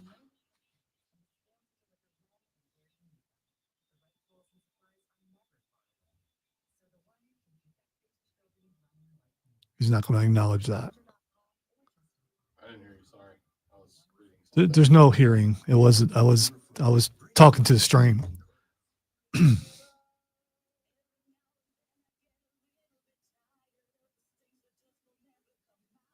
I don't know. I like this Randy Orton. I mean, he's in the twilight of his career. I still think they're going to give Cena the record, then they're going to have Randy Orton break it. Really? Yes.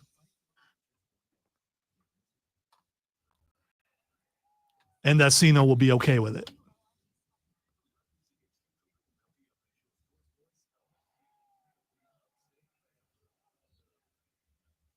And is there any up-and-coming wrestler that has even a shot of breaking that record eventually? I probably won't be alive when it happens, but still.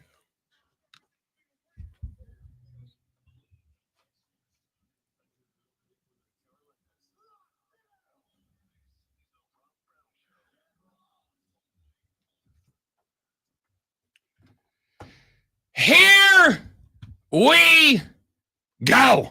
The final hour of the Rob Brown Show goes now. This, my friends, is the Fan Upstate. Rob Brown, the Great Malonzo, with you here every single weekday from 6 until 10 a.m. on the Fan Upstate. 97.7 FM Greenville, 97.1 FM Spartanburg. And vote free on the Odyssey app, AUDACY. Grab it on your digital devices. And do not forget, go to the Odyssey app, click the old heart icon on the Fan Upstate page. Go to the Fan Upstate page. Not only does that mean that every time you open the Odyssey app, it'll take you straight to the Fan Upstate page, so then you can listen to it 24/7, 365, anywhere that you've got service and ears. You can make that happen. But on that Fan Upstate page, right in the middle of the page, there's two buttons. One, big orange button says Listen Live. You click that button, you're listening live. Second little button, it's a little circle button with a microphone on it. You click on that button, and once you do, it is going to take you to the Ray Memorial Hotline. You click on the Ray Memorial Hotline microphone button, and you can leave a 60-second voice message that comes directly to the Great One and I, right there on our laptop screens. So we can listen to them, pull them, use them on the air, or not. But you can send them 24/7, 365, anytime, day or night. And if you do, we don't care what state you're in. We'll put of mentality, not state in there. I mean, or state of the union. I don't care if you're drinking brown liquor at 2:30 in the morning or you're miserable at work at 2:30 in the afternoon. Jump on there, send us a voice message, and let us know what you got to say, what you're thinking about. We'll get Kevin and John in here in just a minute from the Moving the Chains podcast to talk a little high school football. Got some big ones coming up this week. Spartanburg is over at Gaffney, Daniel at Seneca, Hillcrest at T.L. Hanna, Christchurch at St. Joe's, and more. And we're going to get to those coming up here in just a minute when Kevin and John join us on the show. In the meantime, in fact, there we go. Would you look at that? Say his name, and he appears. I believe in K. Thomas. Kevin Thomas joining the show. We'll see if John Epps decides he's going to show up. I wish today, Kevin got the reference, but I'm yeah, I know it's a wasted wrestling reference. I know, but still. Before we get to the high school football, Kevin, I would like to go ahead and tell you that if your Falcons lose to my Saints this weekend, I swear to you, you're never going to hear the end of it. Hey, you get the interim coach bump. It has me worried a little bit. Kirko and the boys are playing good ball. Yeah, they are. Wait. You're not calling him Kirko too, are you? Yes, Kirko. Oh, Captain God. Kirko. Shanks, whatever, Hey, he can sling the pill, man. He can sling the rock. By the way, he's a really good quarterback. Just the Kirko thing. I don't know. He hates it. He hates I guess two I'm things. just a grandpa. Kevin, he hates sunglasses indoors and the name Kirko. What if we go just like Kirk Thuggins? How about that? I'm down with that. I like that. Yeah. I got to tell you, Kev, I love Atlanta Kirk. I want to hang out with Atlanta Kirk, but like do it at the Coles. He is embracing the culture. He is having a blast right now, doing his swag surfing. He's having a good time. The video that came out after you guys were on the road, where was it? I think Washington earlier this year, of him hitting the swag surf, leaving the field. I'm like, oh, he's such a dad, and subscribe. I want more. It's incredible. He's the guy you want to go to see at the backyard cookout, grill some burgers, some steaks, like be a lot of fun to hang out with, I think. For sure. For sure. Ain't no doubt about it. Kevin Thomas from the Moving the Chains pod. You can find them online at movingchains.com. No G in that, movingchains.com. The same handle available for you at Facebook, on Twitter, and Instagram, and the podcast available on Spotify, Apple Podcasts, Google Podcasts, wherever major podcasts are found. You can find the Moving the Chains podcast. Kev, will jump right in while we wait for John to show up eventually. Maybe, I don't know. Probably not. That's fair. That's more than fair. Let's jump into a couple of games going on this weekend, Big Dog. Some of the bigger ones in the area. One of those great rivalries that takes place. Spartanburg on the road up at Gaffney. Gaffney's been an interesting team because they've had some real ups, but a real down here and there as well. The Vikings picking up momentum as the season progresses is what it seems like. Talk to me about that one. Region title on the line. You're exactly right, Rob. It feels like Spartanburg has been trending up. You know, their lone loss is to Dutch Fork early on in the season, who's probably the best team in the state. They've also got a great win over a really good South Point team as well. While Gaffney, they continue to win football games, but I feel like they're not playing their best right now. They're making some unforced turnovers, some penalties and whatnot. This game, you know, looking at it on paper, it looks like Spartanburg. Like they ran for 7 touchdowns last week. Trent Lynch is playing great. The quarterback has come along nicely. 2 linebackers that are all-star guys with Cam Smith and Peyton Jones. I mean, they've got it on every level of defense. They're playing really good football. And then Gaffney, it's been kind of shaky. You know, the quarterback, Javon Gilmore, has had his ups and downs. The running back, Jaden McDowell, is back from injury, which is big for them. But Jamarcus Smith has led them. I was looking at the stats this week, Rob. Jamarcus Smith has 4 games with 100 yards receiving, 2 games with 100 yards rushing, and has scored a touchdown in all 8 games, plus has had tons of big returns in the kickoff return game as well. So he does it all over the field for them. He has been the key to that offense this season, all season long, it feels like. You know, it seems like I said, paper, the Vikings win, but this game is at Gaffney, and weird things happen in Gaffney, especially late in the season. I think the Indians have a really good chance to win this game. The reservation can make some crazy things happen. I think their defense is good enough to keep them in this ball game. I think they can make just enough plays, but it should be a really fun one there with the region title on the line. I have been up to Gaffney twice, and Kev, it is, and I mean this, it is one of the only places, one of the only football stadiums I've been to. The fans do not have an off switch. Like there's no, it'd be a break, it'd be timeout, teams on both sides of the field, nothing happened. And like, there's cowbells and flags everywhere. There's just no break for the Gaffney Indian fans. It's awesome, man. You know, we go to games all across the state, and typically at those 4 and 5A levels, you don't get the best atmosphere a lot of time because there's a lot of things going on. You just may not be as into the game as you would be at a 1A, 2A, 3A type level. Gaffney's the exception, man. That crowd loves the Gaffney Indians. They live for that stuff. And they have a great time, great atmosphere on Friday nights. Shout out to Gaffney. Daniel, Kevin, is at Seneca tonight. The records look great in this one. Both of them are 8-1, but I think one team is clearly better than the other. I think that's the Daniel Lions. Seneca, just maybe more of a product of their schedule, have not played the toughest non-region or region opponents yet. I think Daniel probably wins this game pretty handily. They are playing great football. Grayson Clary last week, 29 for 33, 5 touchdowns, had more TDs than incompletions. The young sophomore gunslinger is getting it done there for Coach Frucher's bunch. Seneca, a nice season for them. They are a team that can probably win a playoff game or 2, but they're not quite on Daniel's level right now. I think the Lions roll in this one and win the region title. Hillcrest at TL Hanna. You've talked about Hillcrest a number of times this year. They are on the road tonight. This is a fun matchup. They always, play tight ball games late in the year. Typically, the region title is on the line. Not exactly the case this year. That region has 3 teams with 1 loss, so we could have a bit of a tiebreaker coming up here if they all hold this week. Hillcrest has been struggling a little bit. They can't really get going offensively. It feels like they got down big to Greenwood last week. Could not get out of that hole. TL Hanna always tough to prepare for that offense, that run-heavy look they do. Brandon Cunningham is a great player for them, along with KD Patterson. Coach Tone's group is playing good football. A couple early losses to Westside and then to Greenwood are the only people they have taken losses against. So they're playing good football. Them at home, they're a tough team to beat. Hillcrest seems like up front, too struggling a little bit right now. Had a bunch of sacks last week to Greenwood. I think TL Hanna is playing good ball, and I think they win this matchup. Christchurch at St. Joe's. Really fun rivalry game here. Christchurch kind of turned a corner, I feel like, last few weeks. They had some injuries early on that they kind of had to figure out how to play through, but they're playing good football. St. Joe's as well. Both teams are 3-1 in the region, so this is big for playoff seeding here.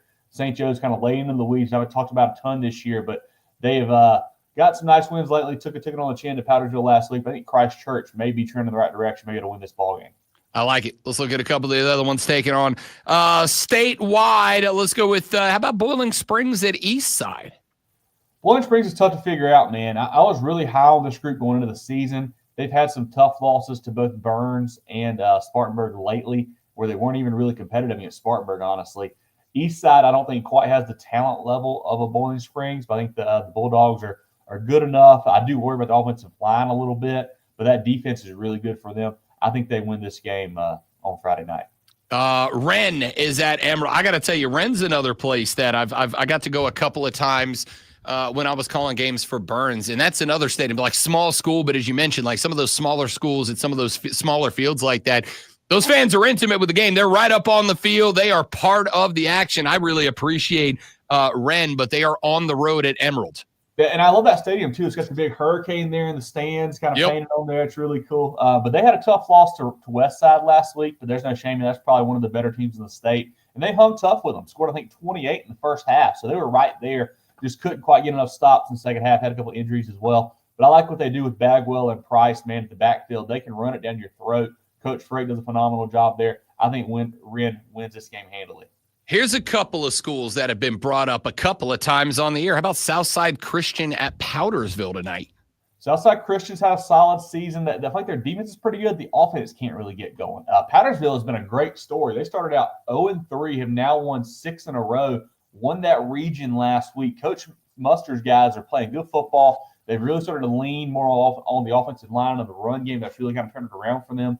A solid defense coupled with that makes them a dangerous team. I think Powdersville wins this game tonight.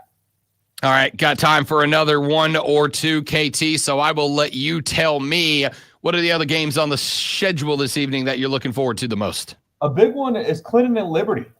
This is for the region title. I don't think, similar to Daniel Seneca, I think Liberty just is not quite on the level of Clinton right now. Clinton is a legit 2A state title contender, and dropping down from 3A to 2A, they've got a lot of the pieces you would usually see at a higher class. They got some big offensive linemen, some really good weapons out wide. I think the Red Devils of Clinton, the Red Devils, those are, not the Liberty Red Devils. I think the Clinton Red Devils are poised to win this game big and make a really deep playoff run. You want to say it or you want me to say it, Lonzo? What? That they can't say the T's because they Clinton. Kevin. No. There's a T in that name. I've seen it. It's a big ass sign right at the front of the city. There are no front teeth in Clinton, so they cannot say the T. I'm just saying. Can't. If you're calling it Clinton, then I want A, I want the T off the sign, and B, I'm calling the C of Clinton. Because come on, man. Yeah, I just want to make sure that all the Clinton faithful know this was Rob and Lonzo saying this, not me. I'm on your side. I'm all Clinton. Let's go. On your side, yeah. There's a T in it, Kevin. Hey, This isn't a side. That's an objective former reality. President Bill Clinton. Yeah. I mean, no. It's just, have we outlawed T's in Clinton? You haven't been there before. I mean, it's a possibility. I gotta tell you, maybe that's why they're the Red Devils, because if they call themselves something with a T in it, it'd be a problem. If they call themselves the Asmanian Devils, it wouldn't work as well. Good Hey, point. ladies and gentlemen, it's Kevin Amos here on the show today. That's a better joke than that, Kevin. That's a good joke. Damn it. Yeah, it would have been funnier if you weren't wearing sunglasses. Kevin Thomas from the Moving the Chain Spot. Oh, by the way, do we have an update on our little controversy from last week? Yeah, so we've added new schools along with it. Marlboro County. Really? Marlboro County has been disqualified from the playoffs. They're not going to appeal. They said they've got some players that I guess didn't make quite the right paperwork for the moves and all that jazz. But been a couple more. Gray Collegiate also out of the playoffs now. They're appealing. They had maybe an ineligible player situation too. So just, the thing for me, Rob, is I hate that all this comes down like the last couple weeks of the season. Like, I mean, we couldn't find this out in week 1, week 2. Like the high school league has a rule where if you forfeit 2 games, 2 region contests, you can't play in the playoffs. So basically, all these schools now, when this gets found out, they're done. They don't have a chance to make it right or fix it. So I don't know, bit of a mess, man. But here we are. I mean, wasn't in the whole deal. They couldn't have done it week 1 because wasn't the whole problem that the ineligible players played? Right. Yes, I'm saying. But if the high school league had said, "Hey, this guy shouldn't be able to play," Oh, gotcha. Okay. Yeah. Like if they had called them out on it earlier, they could have said, "All right, we're going to either get the paperwork fixed or just this kid's off the team, one or the other, pretty much." Got it. They're just Checks out, makes sense. All right, Kevin, where you guys going to be at? Sorry, I don't care where John's going to be. Where are you going to be? I believe the move is Dutch Fork at Irma, a really good crosstown rivalry. 2 of the best teams in the state in 5A. Should be a fantastic matchup. 2 undefeated squads as well. Like that. I like that. Hey, listen, when we check in with you next Friday, I'm gonna need to know the score of the Clinton game from tonight. Clinton, I'll tell you how the Red Devils against the Red Devils go. It seems like there's a fear of people, like they're afraid of people in Clinton, like the backlash or something. Well, but listen, we got Zach up in the stream. He's a Clinton guy and is saying Kevin said it right. You don't get just to change the language because you want to. All right. Yeah, you don't even have one of those little weird symbols above to change the pronunciation. Like some dots or something up there. Something up there. But you know how Kevin, this is so out of left field. It's made Lonzo and I agree on something. Rare today. Definitely rare today. That's tough. Kevin Thomas from the Moving the Chains pod. Again, you can find them online at movingchains.com. Make sure you check them out on Facebook, Twitter, and Instagram at Moving Chains. And the podcast available on Spotify, Apple Podcasts, Google Podcasts, and they go live on Friday nights on Twitter. Do a Spaces with a recap and an update on scores and stats from around the state of South Carolina. My man, good to have you back on, Kev. Appreciate you, big dog. We'll talk to you next Friday. Yes, sir. My guy, Kevin Amos from the Moving the Chains pod joins us every Friday at 9 o'clock to talk high school ball. When we come back, Lonzo and I take a look up and down the collegiate and NFL schedules from the weekend and give you our picks, predictions, projections, and prognostications. That's coming up next on the Rob Brown Show in the Fan Upstate. Zach, what's there to not understand, dude? I mean, I've lived here half my life. I'm sure you probably lived your entire life. I don't get it. Okay, it's not. You ain't from around here. You don't get it. No, it just doesn't. It just doesn't make sense. You're right. I don't understand how you just make a T disappear. Like what we're getting ready to do for a couple minutes.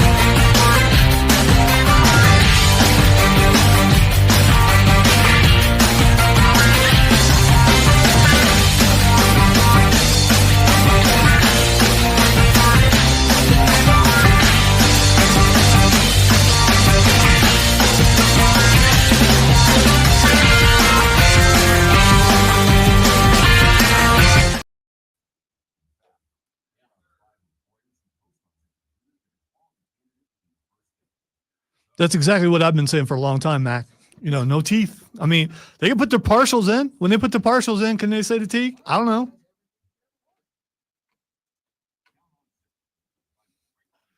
We just asked our news guy down the hall how he would pronounce I asked him if he was doing a story about the Red Devils of Clinton, how would he say it? He said Clinton. So he pronounced the T. Exactly. Partials. I mean, do they not? We should go introduce veneers to Clinton.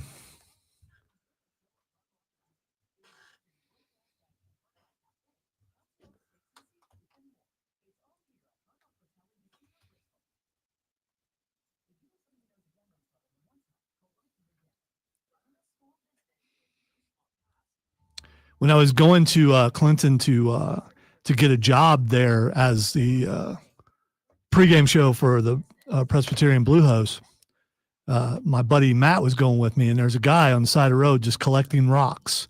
He's like, "My God, where are you taking me?" And that pretty much describes Clinton. It does.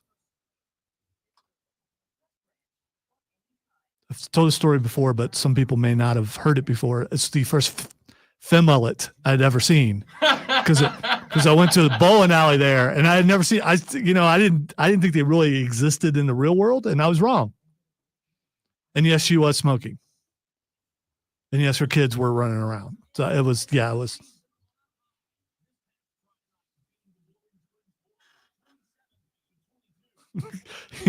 Yeah, but I don't know.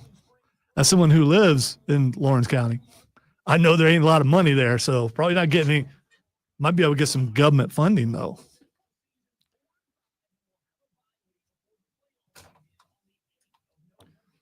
It's a wonderful town, and Presbyterian College is beautiful. So, all kidding aside. Still need to pronounce their T's, though.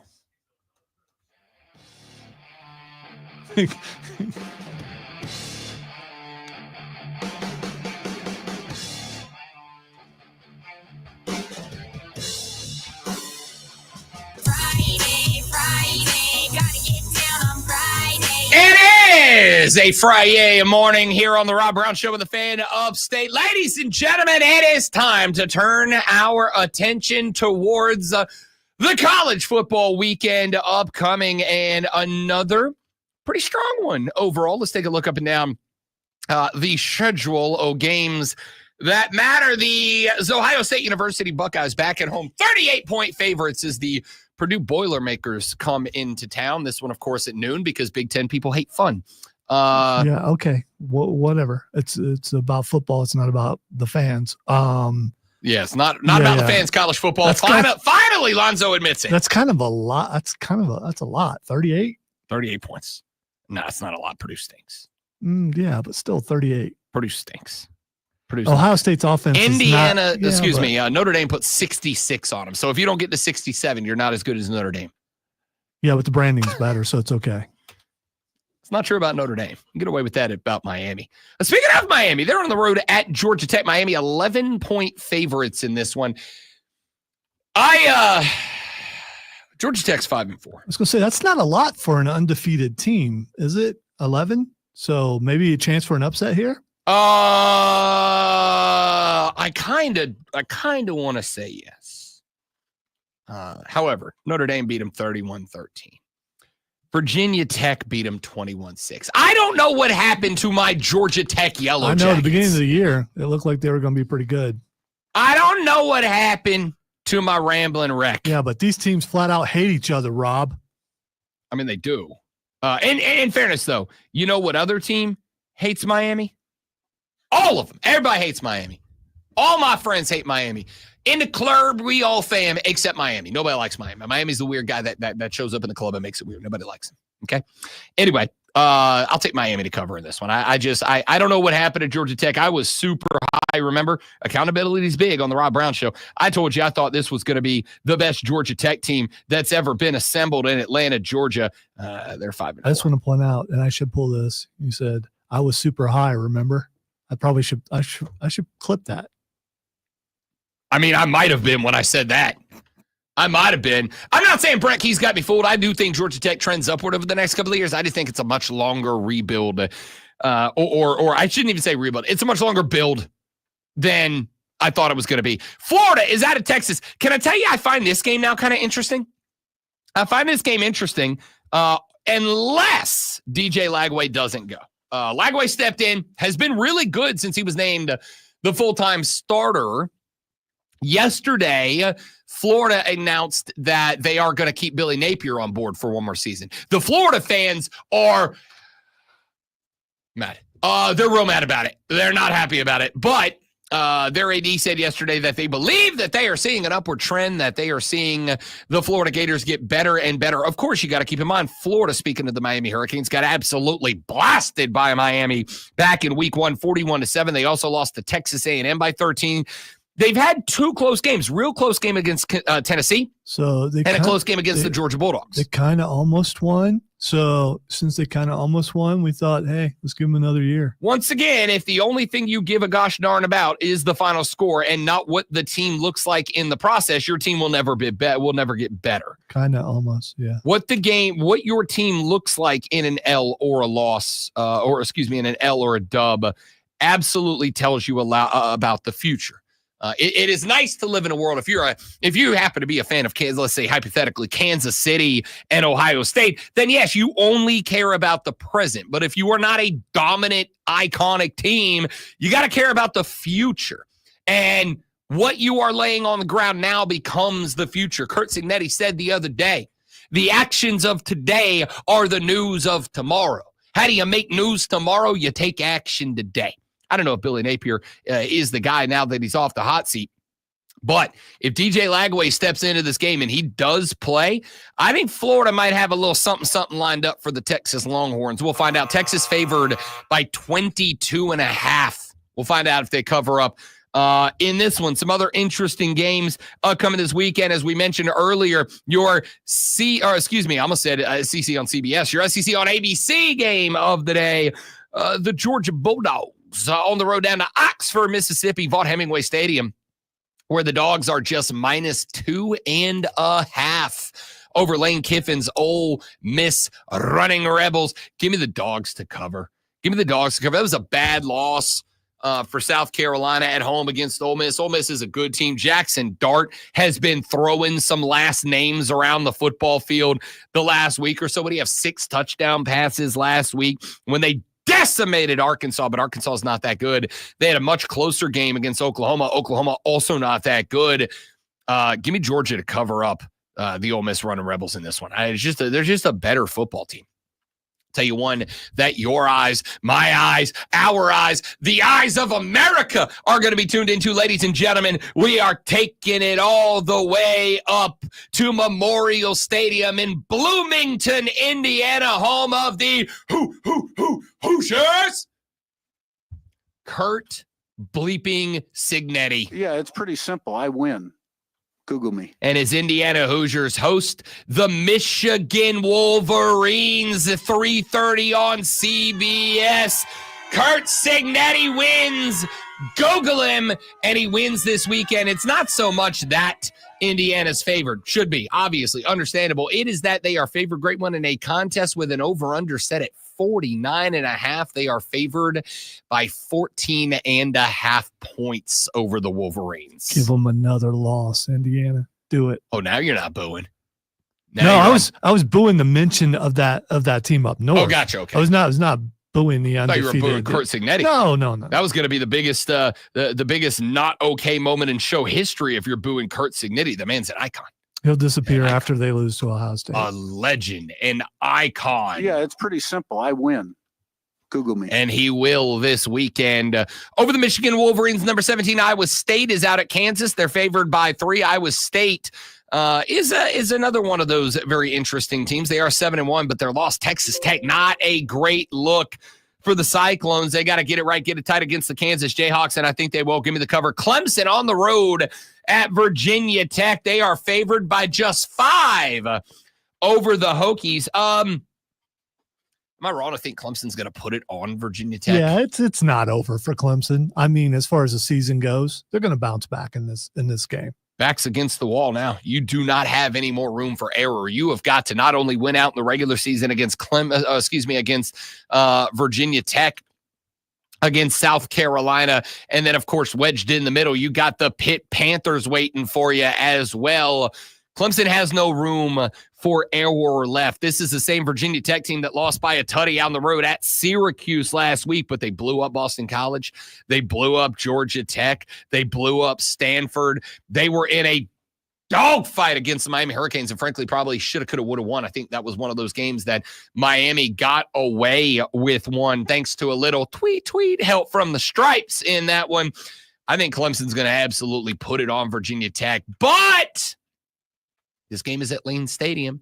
The best thing for Clemson, 3:30 in the afternoon. This should be a night game. Every Virginia Tech game should be a night game. Every Virginia Tech game, every LSU game, and every South Carolina game should be a night game. Never 3:30 in the afternoon. By the way, it gets dark at like 5:30. It's still going to be a night game. I need it dark when Metallica echoes into the hills of, by God, West Virginia. Well, you just hold that back until the waning embers of the day fade and you come out in with the some third Metallica. quarter? Yeah. It's called setting, man. Come on. All right, what else we got? Line up on the schedule. Duke's at NC State. That one's interesting. It doesn't really matter nationally, but it is interesting. Number 20, Colorado, out at the tortilla tossers of Texas Tech. I just made that up on the fly. That's pretty good. Well done. That's pretty good. Colorado -4 in this game. Is Colorado for real now?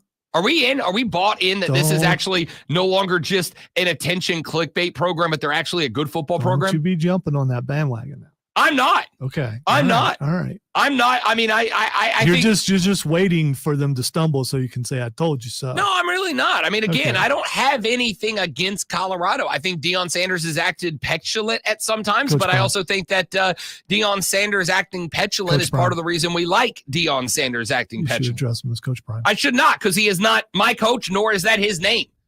All right? I don't care if he puts it on the front of his office. He's Deion Sanders. He'll be Coach Prime when he does something. Then I'll be in. What does he have to do to deserve the moniker? Win the national championship? Yeah, it's pretty simple. I win. Okay, he's been doing that. I mean, we'll Which is find why out. you haven't been talking about it. The tortilla tossers of Texas Tech hosting the 6-2 Colorado Buffalo. South Carolina is on the road at Vanderbilt. They are favored by 6 now. The money coming in on the Cox this weekend against the Doors. I got to tell you, man, I don't think there's anywhere I'm going to be. Why am I John Gruden all of a sudden? You've been doing that all week. I don't think you've been there's hovering anything- somewhere between there and Chicago. And I don't know. Nothing I'm going to do that's more entertaining this weekend than 4:15 p.m. at First Bank Stadium in Nashville, Tennessee. Where's the co-eds at? That's all I want to know. Where's the co-eds at? That's kind of creepy, dude. That's what John Gruden did last week, and I called him on it, and you said I should let him live. I don't. So it's creepy when I do it, but not when John literally says that? I don't think I said that. You did. I don't. You said, think what's the big deal? He just wants to hang out with the college kids. And I went, yeah, Yes. that's the big deal. That was sarcasm.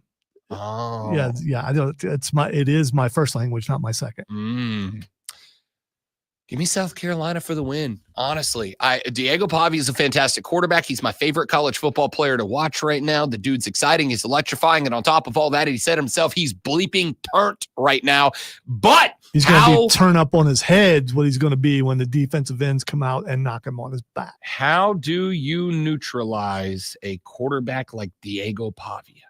You set the edge. You set the edge. You take away outside of the hash marks. You narrow the field down to hash mark, and you say, if you want to run the ball, Diego Pavia, you come into the teeth of the defense. You don't get to run outside where there's space. You don't get to go way out there where there's edge, where there's narrow grass. No. You want to run, you come right at our linebacking crew. You set the edge. And as Chris Miller said earlier, and I think said so correctly, there is not anywhere in America a better set of defensive ends than there are in Columbia, South Carolina right this very second. I think they set the edge. I think the Gamecocks not just win, but I think they cover it up. I think they have I'm not going to say they beat Vanderbilt, but I think they beat Vanderbilt. I like the cover of 6. I really do. Mississippi State is at Tennessee. No, have that. Sorry. You're right. I skipped right over your pick. No. That's my bad. That wasn't what I was doing. Oh. I'm not going to say they beat. And then you said, but they beat. Well, I'm saying they're not going to beat them by like 21. No, I got. Like in days gone by. Maybe should have elaborated a little bit there.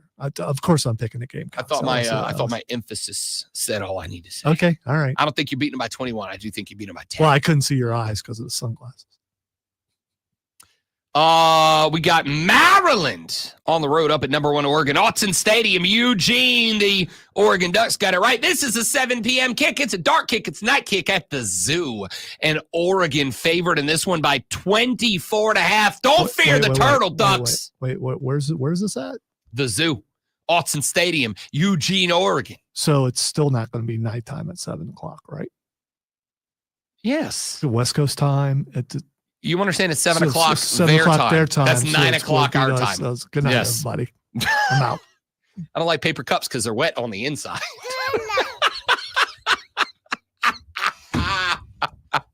It's Friday, people. It's Friday. Mississippi State. I got to work out on the differences between volume there. That's very aggressive. One's a little bit louder than Relax, the other. Rebecca. Relax. 24.5-point favorites of the Tennessee Volunteers at home over Mississippi State. I think they cover that up. I don't think Tennessee's losing another game. I don't think they'll be close. Notre Dame at the house, welcoming Mike Norvell and the 1-8 Seminoles. 26.5-point favorites are the Irish. Lols. LSU, Alabama, 7:30 p.m. on ABC. This one, a classic old school SEC West rematch from the old day, back in the day when the SEC had divisions. I like LSU at home. Alabama's 2.5-point favorites. I think it's an LSU team. Wait, you're picking LSU over Alabama? I sure am. I like Kalen DeBoer and the Tide. That would knock Alabama out of the playoff. This is only because it's in Tiger Stadium in Baton Rouge, Louisiana. And for whatever reason, Brian Kelly's got the Tiger fans believing they are going to be drunk as hell at 7:30 p.m. It is going to be the best home field advantage in all of college football. LSU will ride that high to a 2-point victory over the LSU Tigers. Book it, write it down. Common theme of high in this last half hour. Bro. Boise State at the crib, number 12 in the country, taking on the Nevada. They are 24-point favorites. Ashton Jeanty will cover that up by himself. BYU is at Utah. Ryan Horvath likes the Utah Utes to outright upset the BYU Stormin' Mormons. I am not riding with them. The fighting Taysom Hills get it done and cover up on Utah. They're -2.5 on the road. When we come back, our NFL schedule from the weekend. We'll give you our thoughts on all the games, and then we will wrap this bad boy up on the Rob Brown Show in the Fan Upstate. I also have no concept of time today. You've never had it, so I'm not. Yeah, I need to pay more attention.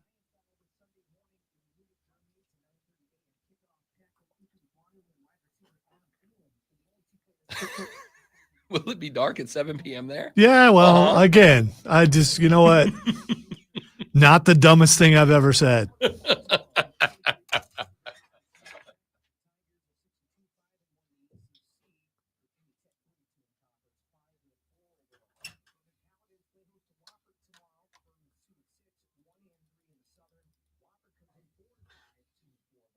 Wish I could blame that on age, but I can't.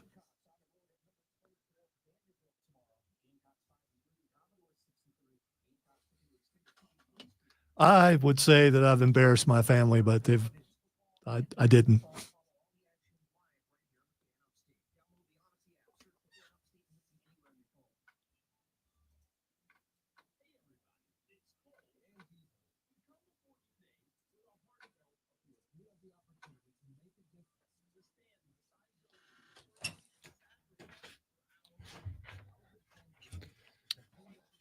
By the way, we won't be here Monday. Three-day weekend! Well, in our case, 2 days. Two-day weekend! You know. Courtney's got to work Monday, so I don't know what to do. I think I just play video games all day. Yeah. That's my plan. Unless I find out I'm babysitting early, which I don't know if do kids get out of school for Veterans Day? I guess I'll find out. In which case, I'll still be playing video games because I found the SpongeBob game. Bluey game was too boring. The Bluey game. The Peppa Pig, nah, just not enough action for her. Found the SpongeBob game, and she loves it, except for she cannot adjust the camera. It's like when she tries to adjust the camera, it goes top-down view because she pushes it up to the left and right, and it just – I realized something I already knew. I hate watching other people play games. It's actually a pretty fun game, though. I couldn't beat the king jellyfish, though. There's a trick to it. I just can't. But now we have Sandy Squirrel. I think I can beat king jellyfish with Sandy Squirrel because of the kung fu.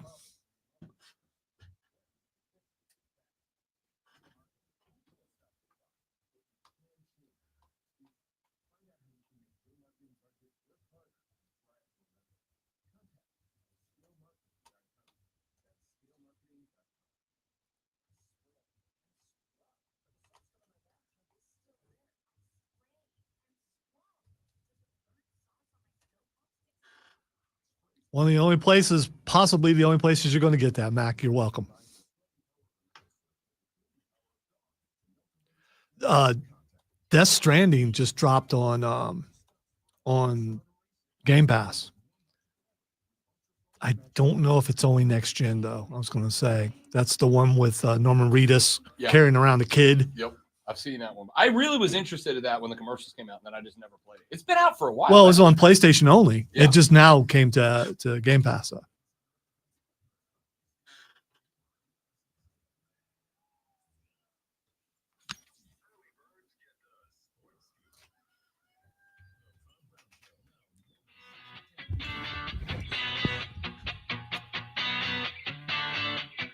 We have run you through the biggest games of the college football weekend. Let's do the same now with the National Football League. Had a barn burner last night, 35-34. The Baltimore Ravens overcome a 14-point fourth quarter deficit. The Cincinnati Bengals had an opportunity to tie it up at the end of the game, 38 seconds left, but they decide, let's go get that dub. We're not losing it overtime again. We're taking this thing home right now.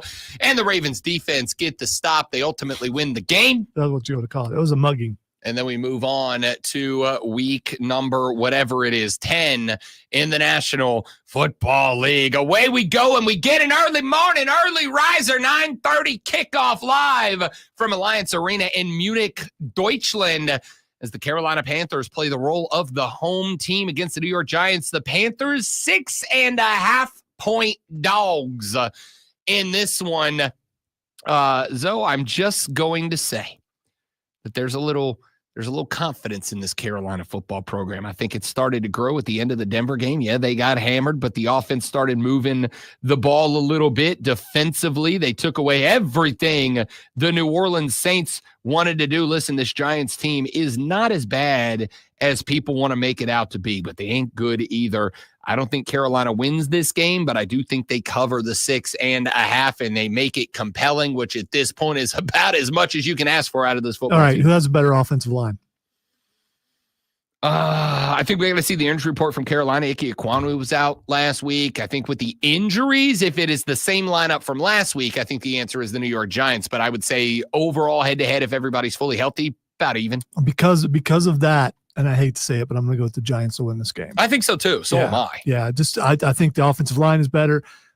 Carolina's defense not very good, and in a quarterback duel between Bryce Young and Danny Dimes. Got to go with the Dimes. Danny Dimes, huh? Danny Dimes. Somebody told me earlier this week, and I didn't know this, and I'm shocked we ain't talked about it yet. But apparently the Clemson wide receiver, they got a wide receiver out there at Clemson. You may know him.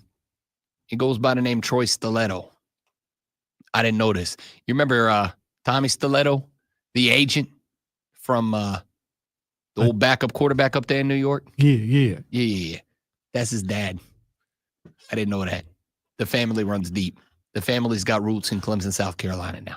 I didn't know that. Danny DeVito's agent Not DeVito. Danny. Damn, what was Danny's last name? You already forgot. Wasn't it DeVito? What was his name? Giants backup. I totally forgot. He was my favorite player. Danny DeVito was, at least my nose is in gushing. Tommy DeVito. Yeah. It was DeVito. Okay. Tommy DeVito. Yeah, it was Tommy and Danny. They could be related. It's possible. I mean, DeVito and Schwarzenegger are related. I saw the movie. Brothers, twins. Troy Stiletto's dad, Sean Stiletto, is incredible. You know what I need? I need our boy Troy Stiletto to show up to a Clemson game in one of his dad's suits. You know what I mean? In a zoot suit, full out zoot suit. As he actually made it on the field. Yeah, he's played a handful. Yeah, he's got a couple of big catches. Does he? Yeah. Okay, all right. A couple of big catches. I typed in Tommy DeVito's agent because I couldn't remember what his first name was. Clearly, I just can't remember first names right now. Stiletto, according to AI, Stiletto is known for his flamboyant wardrobe and Italian-American heritage. He was frequently seen in the background of games, and his style and outgoing manner became a viral sensation. It's accurate. I totally agree. Yeah, it's accurate. Totally agree. All right. Anyway, that was fun. Learned that. New England at Chicago. The Bears favored by 6. Stop, Bears. They got to get back, man. That was a despicable loss. The only way the Bears lose this game is if and only if Caleb Williams can't go. Remember, in a 29-9 loss, he was playing inside the final minute of that game for absolutely no good reason. Am I right, Matt Eberflus? He got his ankle tweaked up. Who's the backup for Chicago? I don't even freaking remember right now. Well, it's how do you not know that? Tyson Bagent. That's right. That's right. He got some games last year, too. Okay, I'm going to go with Chicago to lose this game. No chance. That's what you got. New England is not beating the Chicago Bears in Chicago, Illinois. We'll see. Buffalo is at Indianapolis this week, as far as we know. No, not as far as we know. It's official. Joe Flacco getting the start. Buffalo's only a 4-point favorite on the road in Indy. Why? I don't know. Give me the cover. Yeah, that seems like a layup, right? That seems sure. like easy money. That seems like I might even tease that line up to like the 6.5 and get some freebies out of this one. Denver at Kansas City, Missouri. The Chiefs are -8 over the Broncos. I want to say Kansas covers this game, but y'all don't cover a damn game all season long. Yeah, don't do that. Don't bet on this team at all, unless you're just betting straight up wins. Just bet the wins at -400 because they're going to win, but like by 2 for no reason. For no reason. Atlanta is headed down to the Superdome in New Orleans, Louisiana. The Saints got Riz. Literally, their new coach is Coach Rizzy. They call him Coach Riz. Will they get the interim coach? We love this guy bump for Coach Riz and knock off the favored by 3.5 ATL Falcons led by Captain Kirko? Or does Atlanta, the Dirty Birds, go make New Orleans 2-8 on an 8-game losing streak? Give me the Birds to win. Yeah. I'm just glad we didn't get a nickname during that. Ray J Stadium down in Tampa Bay, the San Francisco 49ers on the road. I'm going to tell you right now, San Francisco favored by 6.5. Take the cover. Why? Because, by God, that's Christian McCaffrey's music.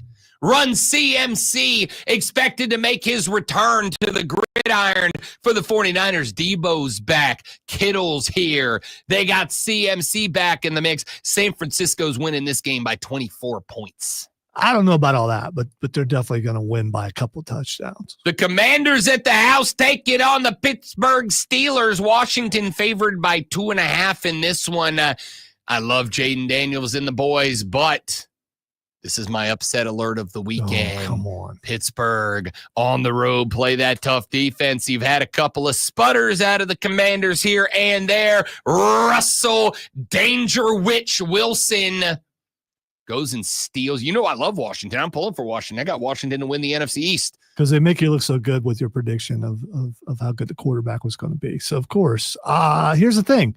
The only way that your upset pick happens is if Russell goes out of the game and the backup quarterback comes in. I mean, all he's done is win, no matter much. Until this week. Money on his mind, I can never get. You're going to say that every week. No, not every week. I don't know what their opponents are next week, but Washington's pretty good, dude. Washington's pretty good, dude. I don't disagree. Minnesota is at Jacksonville. The Vikings favored by 7. Wow. Feels like the last stand of Trevor and the Jags. If they get smoked in this Why game, are it's they over. only favored by 7? Remember when Minnesota looked dominant like at the beginning of the year? And I mean, they're 6-2. They did have back-to-back losses, but they were to the Lions and a healthy Rams team. They turned around and got it back against the Colts. They're going to do it again against the Jags this weekend. They're 7-2 at the end of this weekend. That ain't bad. This is amazing. You went from it's all Urban's fault to he might be a bust. It is all Urban's fault. It's still Urban's fault. Minnesota's winning this game. Yeah, completely agree. Tennessee is at the LA Chargers. Chargers favored by a tutty in this one, and they will win by more than that because the Titans are bad. Philly is at Dallas. They're -7.5 in this one. Dallas has imploded like a drummer from Spinal Tap. The Jets at the Cardinals. Screw it. Give me the Cardinals, which is an upset. The Jets are favored by 1.5. They were favored last week. I said, why are they favored as dogs? And then they went out there and outright won in that one. But I think the Cardinals at the house. Kyler Murray's going to get this one done. Detroit is at Houston. Sunday Night Football game of the week. Can't wait. Not making a pick. Just want to watch as a fan. I really do like the Lions, though. And now the Rob Brown Show presents Twitter. All right, just a little bit of time here left in the week for what the first thing that's Xing is Al Michaels. I know I probably shouldn't say it's going to be a good old-fashioned ass whooping. What Al Michaels? I don't know. I just wanted to play it. I realized I Okay. put that clip on the board and forgot to play it earlier. All right. I meant to use that in our pick segment. Al Michaels is trending because, of course, the voice of Thursday Night Football on Amazon Prime, which I watched one half of. And I got to tell you, I've been defending Al Michaels from Lonzo, who has been viciously attacking Al Michaels for the last 2 years here on this show and on this station. I listened for a while last night. Al Michaels just sounds like he's just a guy that they found who is like, I know football. I don't love it, but they pay me to do this. It was not good last night. Yeah, that's not why he's Xing. He's Xing because of him talking about the non-calls. The last 2 weeks, him and Kirk have been like going off on some stuff. And for the record, I'm fine with it. I'm good with it. I mean, it's the only way that it's going to be talked about the way that it needs to be talked about. I'm good with it. All right, the next thing that's Xing is Carrot Top. What? Huh? What? Okay, it's funny because Carrot Top went on X and said, "Why am I trending?" And that's the only reason why I'm bringing it up. He's trending because Kathy Griffin went on and did a thing, and people thought she was Carrot Top apparently, and and it's so that's why. Poor Carrot Top. Poor Carrot. He's like, what did I do? Listen, as weird, let's just call it, and I think he would be acceptable. As weird as Carrot Top is, I will say this: I've never heard a bad story about the guy. I've never heard a story. He shows up in people's.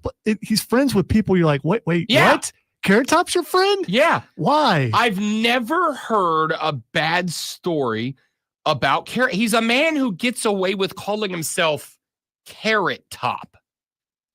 All right, and finally, a sad one. R.I.P. Ben Herbstreit, the best Herbstreit, by the way. Ben Herbstreit, unfortunately, yesterday passed away, as Joey B just said on the Facebook chat, accurately and correctly last night. A legacy game for Kirk Herbstreit. To call that game as well as he did hours after his dog died is incredible professionalism, which I totally agree. I lost my last dog, Aiko, after, 12 years of that dog being the only consistent, stable thing in my life. It's a good name, by the way. Aiko, baby. Yeah, that was my dog. That was my guy. Lost my dog early. My dog was attacked by another dog and had to be put down due to injury. I was a blubbering waste of skin and flesh for like 3 days. Respect to Kirk for showing up and going to work last night. Rip to Ben Herbstreit easily. And I think even Kirk would agree with this. The best Herbstreit. All right, that's it for us, kids. Y'all have a lovely weekend. Enjoy it. Don't drink and drive. I will punch you in the face. Make sure you are back here on Monday. Not Monday. We're off Monday. On Tuesday, when we run it back for a 4-day week. Have a great weekend. See you back here Tuesday on the Rob Brown Show with a Fan Upstate. Later! Oh no! Disaster! What a bad idea!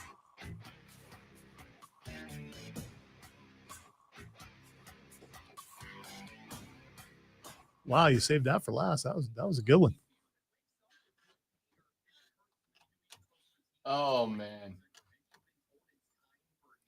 All right, dudes and dudettes, I got to go record a bunch of stuff and then go to an appointment and then do things. Didn't get his weekend on because it's Friday. Yeah. You got to get down on Friday. Tomorrow I got After the Cycle, Star Wars Night at the hockey game.